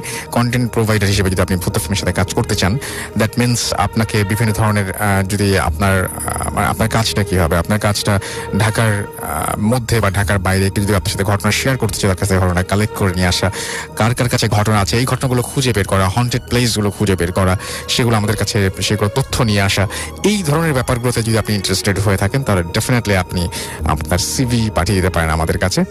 আমরা আপনাকে কল করব খুব তাড়াতাড়ি যদি আপনার আগ্রহ থাকে। আমরা চলে যাব আমাদের পরবর্তী অতিথির কাছে, এবং পরবর্তী অতিথি তিনি পেশায় একজন ড্রাইভার, এবং তার সঙ্গে সেই সূত্রেই আমার দেখা হয়েছিল, এবং তিনি আমাকে সে তখনই বলেছিলেন যে তার জীবনে বেশ কিছু অদ্ভুত ঘটনা রয়েছে, অ্যান্ড সেই ঘটনাগুলো আমি শুনতে চেয়েছিলাম। আজকে তিনি স্টুডিওতে এসেছেন, আমরা নানা পেশার মানুষজনকে নিয়ে আসি এখানে, এবং একটু আগে আপনারা এরকম একজনের সাথে কথা শুনেছেন, এবং তিনি একজন ড্রাইভার, এবং তার একটা অদ্ভুত ব্যাপার, তিনি নাকি একটা থাপ্পড় খেয়েছিলেন জিনের কাছ থেকে, এবং সেই দাগটা এখনো আছে। আমি প্রথম দেখলাম কারো মুখে এরকম ধরনের দাগটা অনেকটা যে জন্ম দাগ যেরকম থাকে ওই রকমই, কিন্তু একটু আলাদা শেপের, এবং সেই দাগটা তার মুখে নিয়ে তিনি বয়ে বেড়াচ্ছেন, এবং তিনি সেদিনও আমাকে এটা দেখিয়েছিলেন, এবং আমি তখনই তাকে ডাকি। আজকে তিনি এখানে এসেছেন সরাসরি ঘটনা বলার জন্য। আশা করছি তার ঘটনা আপনাদের ভালো লাগবে। আপনি নামটা প্লিজ একটু বলবেন, তারপরে আপনার ঘটনায় যাবো আমরা। জি, আমার নাম আসসালামু আলাইকুম, আমি আরিফুল ইসলাম। জি, আপনি এখন আপনার ঘটনায় যাবেন, আপনার ঘটনাটা একটু প্লিজ বলবেন। জি, আপনার সাথে যে ঘটনাটি ঘটেছিল। জি, আমার ঘটনাটা আমার দেশের বাড়িতে হচ্ছিল। আমি তখন দেশে থাকি, আর আনুমানিক 3-4 বছর হবে। তো আমি এক জায়গাতে চাকরিজীবিত ছিলাম, যেটা আমার এলাকা থেকে একটু বেশি দূর না, প্রায় 15 কিলোমিটার এরকম। তো আমি ওই জায়গায় থাকতাম। আচ্ছা, রাত্রেবেলা তো থাকার সময় একদিন সময় পড়াতে আমি নামাজে যাই। তো নামাজ থেকে রাত্রে আড়াইটার দিকে আমি আসার পর শুয়েছিলাম।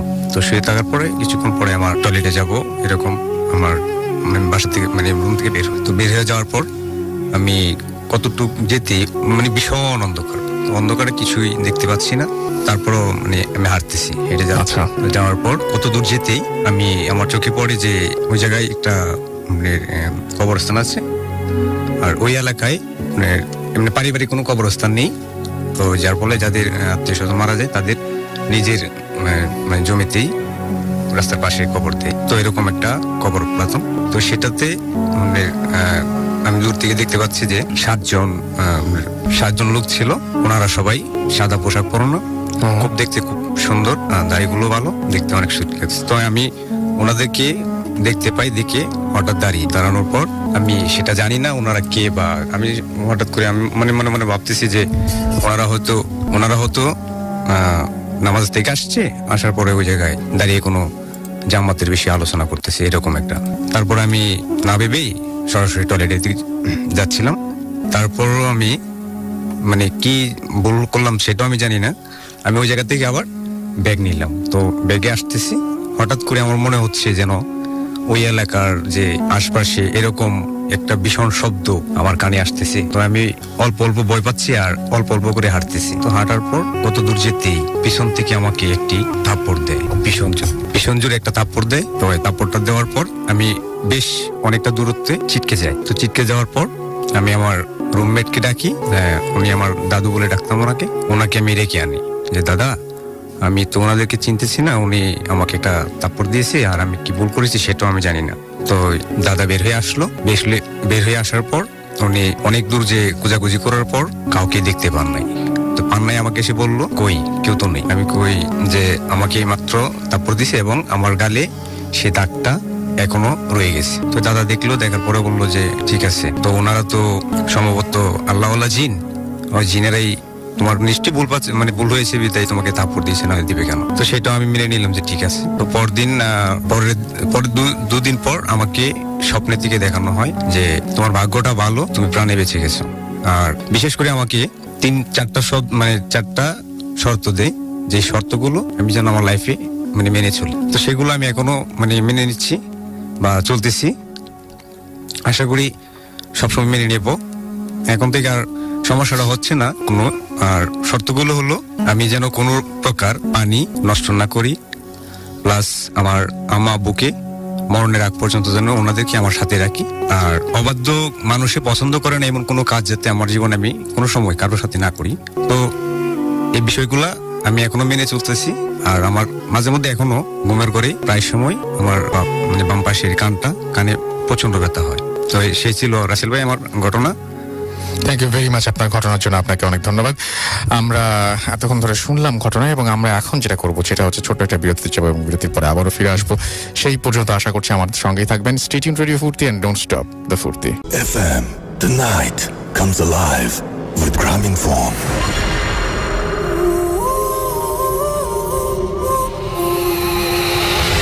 আসসালামু আলাইকুম রাসেল ভাই, আমি সারা ফ্রম বাংলাদেশ মেডিকেল কলেজ। তো স্টুডিওতে এসে ঘটনা শেয়ার করা পসিবল না, তো রেকর্ড করে পাঠালাম, ভালো লাগলে প্লে করবেন। ভাইয়া, ঘটনাটা আমার এক ফ্রেন্ডের কাছ থেকে শোনা, ওর নিজের লাইফে ঘটে যাওয়া ঘটনা এটা। তো ছেলেটার নাম পিয়াস। তো ওর মুখে অদ্ভুত ধরনের মানে পিকুলিয়ার ধরনের দাগ আছে, স্কার্স অনেক। তো আমরা ফ্রেন্ডরা ওকে অনেকবার বলেছি যে ডক্টরের কাছে যেতে বা এটাকে কিওর করার জন্য মেডিসিন নিতে। তো ও কখনোই ডক্টরের কাছে যায় না। ইভেন ওকে যদি বলা হয় এটার কথা অসম্ভব রেগে যায়। তো একদিন মানে সাডেনলি আমাদের একটা বারবিকিউ পার্টি আমরা অ্যারেঞ্জ করি। তো অ্যাজ ইউজুয়াল ফ্রেন্ডরা একসাথে থাকলে যা হয়, তবে যখন আমরা গল্পে বসি তো তখন ওকে জিজ্ঞেস করা হয়, পিয়াস তুই কেন ডক্টরের কাছে যাস না? তো আমরা যে ঘটনাটা শুনি, ঘটনাটা শোনার জন্য আমরা কেউই প্রিপেয়ার ছিলাম না। তো ভাইয়া, ঘটনা চলে যাচ্ছি। পিয়াস যখন ইন্টার ফার্স্ট ইয়ারে যখন একা একা থাকতে শুরু করলো, তখন ও যখন ঘুমাতো তখন দেখতে একটা ছোট্ট বাচ্চা, অসম্ভব সুন্দরী একটা মেয়ে মানে তার সাথে এসে খেলা করতো। সে স্বপ্নে দেখতো যে সেও ছোট, বাচ্চাটাও ছোট, তারা খেলা করতেছে। তো শুরুতে সে ভেবেছে যে এটা ড্রিম, সিরিয়াস কিছু না, বাট কন্টিনিউয়াস সে এটা দেখতো। তো একদিন সে উঠছে, হঠাৎ সে জানালার দিকে তাকিয়ে দেখে যে ওই বাচ্চা মেয়েটা জানালার কার্নিশ ধরে দাঁড়িয়ে আছে। তো সে প্রথমে ভাবলো যে হ্যালুসিনেশন হচ্ছে হয়তো, কিন্তু পরবর্তীতে দেখলো যে না, সত্যি সত্যি দাঁড়িয়ে আছে এবং হাত দিয়ে তাকে ডাকছে। সে রীতিমতো ভয় পেয়ে দৌড়ে গেল তার আম্মুর কাছে। তার আম্মুকে সে সবকিছু খুলে বললো, কিন্তু তার আম্মুকে বলার পরে তার আম্মু প্রচন্ড ভয় পেয়ে গেল এবং সে হুজুরের কাছে গেল, যা করে পানি পড়া টোড়া দিল।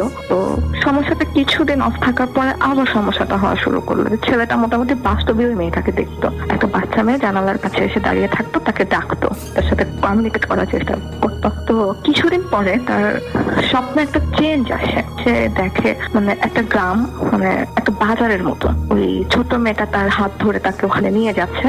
সে স্বপ্নের মধ্যে বোঝে যে জায়গাটা আসলে পিরোজপুর বাজার টাইপের কিছু একটা দেখে। তো সে মোটামুটি বোঝে। তো সে তার মাকে একদিন বলে যে মা চলো আমরা দাদু বাড়ি যাই। তো তার মা তো মোটামুটি রেগে যায়।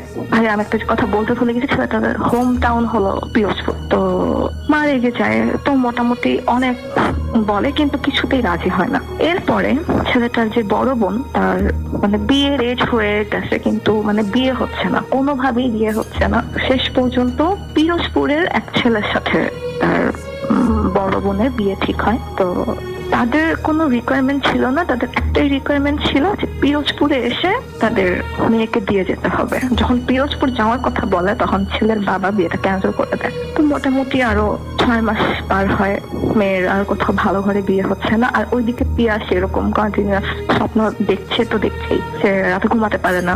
ওই বাচ্চা মেয়ে সবসময় এসে তার সাথে খেলে, গল্প করে, আর দিনের বেলা দেখে জানালা দিয়ে তাকে এসে ডাকছে। তো যখন মেয়ের বিয়ে হচ্ছে না, তো তখন তার বাবা চিন্তা করে যে মেয়েকে এখানে বিয়ে দিব। তারা ওই পিরোজপুরের লোকদের সাথে আবার কন্ট্যাক্ট করে যে আমরা আসবো, বাট 2 দিনের মধ্যে সবকিছু কমপ্লিট করতে হবে, যাতে যত শর্ট টাইমে পসিবল হয়। তো যেই বলা সেই কাজ, তারা বিয়ের ডেট দেয় এবং ডেট মতো তারা রওনা দেয়। কিন্তু তারা যেদিন রওনা দেয় তাদের মানে টার্গেট থাকে যে 2টার মধ্যে পৌঁছাবে, কিন্তু রাস্তায় বিভিন্ন ধরনের প্রবলেম হতেই থাকে। তো তাদের পৌঁছাতে মোটামুটি সন্ধ্যা হয়ে যায়। তো ট্রান্সপোর্ট তো তখন তেমন অ্যাভেলেবল না থাকে, মোটামুটি তাদের বাড়ির কাছ পর্যন্ত যেতে 11টা বেজে যায়। তো তাদের বাড়ির সামনে ছোট একটা দিঘির মতো আছে। তো ওইটা উপরে গ্রামের ভাষায় বলে চার, মানে বাঁশ দিয়ে তৈরি করা থাকে।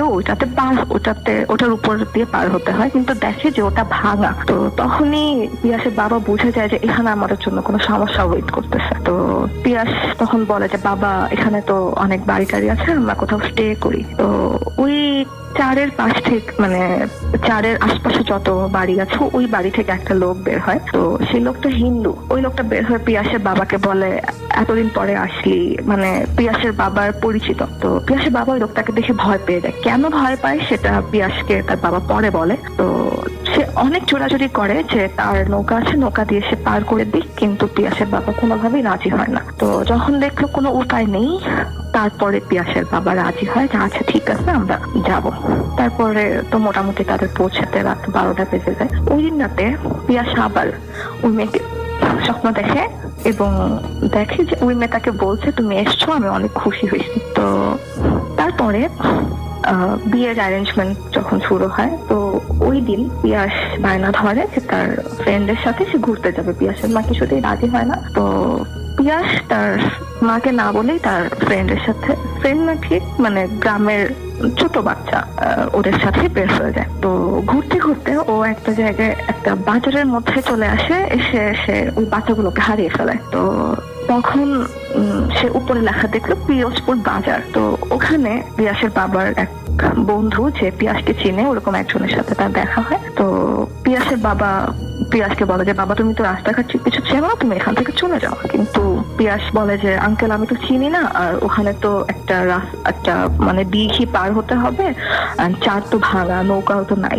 তো পিয়াস ওই বাবার ওই ফ্রেন্ড তাকে বলে দেয়, একটা শর্টকাট হয়ে বলে দেয় যে এখান দিয়ে যাবা, কিন্তু মাঝখানে একটা শ্মশান পড়বে, তুমি শ্মশানের মধ্যে দিয়ে যাবা, শ্মশানের পাশ দিয়ে যাবা। তো যে কথা সেই কাজ, পিয়াস তখন রওনা দেয়। তো যেতে যেতে যখন সে শ্মশানের কাছে পৌঁছায়, তখন দেখে ওই বাচ্চা মেয়েটা ওখানে দাঁড়িয়ে আছে। ঠিক আছে, পিয়াস তো তখন মনে করতে পারে যে হ্যাঁ আমি তো ওকে সবসময় স্বপ্নে দেখি। তো তখন পিয়াসের সাথে বাচ্চা মেয়েটার কথা হয়। পিয়াস তো বলে যে তোমাকে আমি এতদিন দেখেছি, তাহলে তুমি এইখানেই ছিলা। তো মোটামুটি তাদের ভালোই কনভারসেশন হয়। তো পিয়াস একটা সময় মেয়েটা চলে যায়, কিন্তু পিয়াস হাঁটছে তো হাঁটছে, তার রাস্তা শেষ হচ্ছে না, কোনোভাবেই রাস্তা শেষ হচ্ছে না। একটা সময় পিয়াসের মনে পড়ে পিছন থেকে কেউ একজন তার শার্ট খামচে ধরেছে। তো পিয়াসের অতটুকু মনে আছে, সে ওখানে সেন্সলেস হয়ে যায়। তো বাড়ি ভর্তি মানুষজন পিয়াসকে অনেক খোঁজাখুঁজি করতে থাকে যে পিয়াস কোথায় কোথায়। পিয়াসের মা তো একদম পাগল হয়ে যায়। তো পিয়াসের বাবার হঠাৎ মনে হয় যে পিয়াসকে আমি ওখানে পাবো, যে কথা সেই কাজ। পিয়াসের বাবা ওইখানে যায়, শ্মশানে যেয়ে দেখে তার ছেলের মুখ মানে খামছে, রক্তাক্ত করে দেওয়া অবস্থা। তো পিয়াসকে ওখান থেকে নিয়ে আসা হয়। তো বিয়ে তখন মোটামুটি ক্যান্সেল। তো পিয়াসকে ঢাকায় নিয়ে আসা হয়। 3 দিন পর পিয়াসের সেন্স আসে। তো তখন পিয়াস তার বাবাকে জিজ্ঞেস করে যে বাবা তুমি আমাকে কোথায় পেলে, আর তুমি জানলেই বা কিভাবে আমি শ্মশানে থাক। তো তখন পিয়াসের বাবা আসল ঘটনাটা বলে। পিয়াস যখন ছোট ছিল, মানে তখন তারা পিরোজপুরেই থাকতো। তো একটা ব্রাহ্মণের মেয়ের সাথে পিয়াসের অনেক ভালো ফ্রেন্ডশিপ ছিল, ছোটবেলায় তারা একসাথে খেলতো। যেই চারটা তারা মানে পার হওয়ার কথা ছিল, মানে যে চারটা ভাঙা ছিল, ওই জায়গাতেই পিয়াস আর ওই হিন্দু ব্রাহ্মণের মেয়ে খেলতে খেলতে হিন্দু ব্রাহ্মণের মেয়ে চার থেকে পড়ে ওখানে মারা যায়। তো বাচ্চা তো ওরা দুজনেই ছোট ছিল, যে কেউ কাউকে ধাক্কা দিয়ে ফেলেছিল কিনা সেটা তো জানা যায়নি। বাট ওই ব্রাহ্মণ মেয়ের মৃত্যু ওই পিয়াসের হাত ধরেই হয়েছে। তো ওই মেয়ে মারা যাওয়ার পরে ওই পিয়াসের মা সবসময় ওই বাচ্চাটাকে স্বপ্ন দেখতো। তো ওর মা তখন বুঝতে পেরেছিল যে এই মেয়ে কখনোই তার ছেলে পিছু ছাড়বে না। তো এই জন্য তারা পিরোজপুর থেকে ঢাকায় শিফট হয়। এবং যখন পিয়াস টিন এজে চলে আসে, তখন পিয়াস ওই মেয়েটাকে বারবার স্বপ্ন দেখতো। এবং ওই চারের সামনে যে হিন্দু লোক পিয়াসের বাবাকে নৌকা দিয়ে পার করে দেওয়ার কথা বলেছিল, সেই লোকটাই ছিল সেই হিন্দু ব্রাহ্মণ। তো ভাইয়া এই ছিল ঘটনা। Bhoot FM. The night comes alive with Graminphone.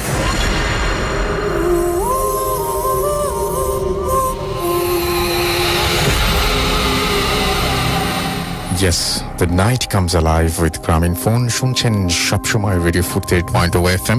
আমি দেখতে পাচ্ছি যে বাইরে গাড়ি টাড়ি চলা বেশ অনেকক্ষণ হলোই থেমে গেছে, এবং আমাদের মোটামুটি ঘটনা যা ছিল মোটামুটি আজকের মতো শেষ।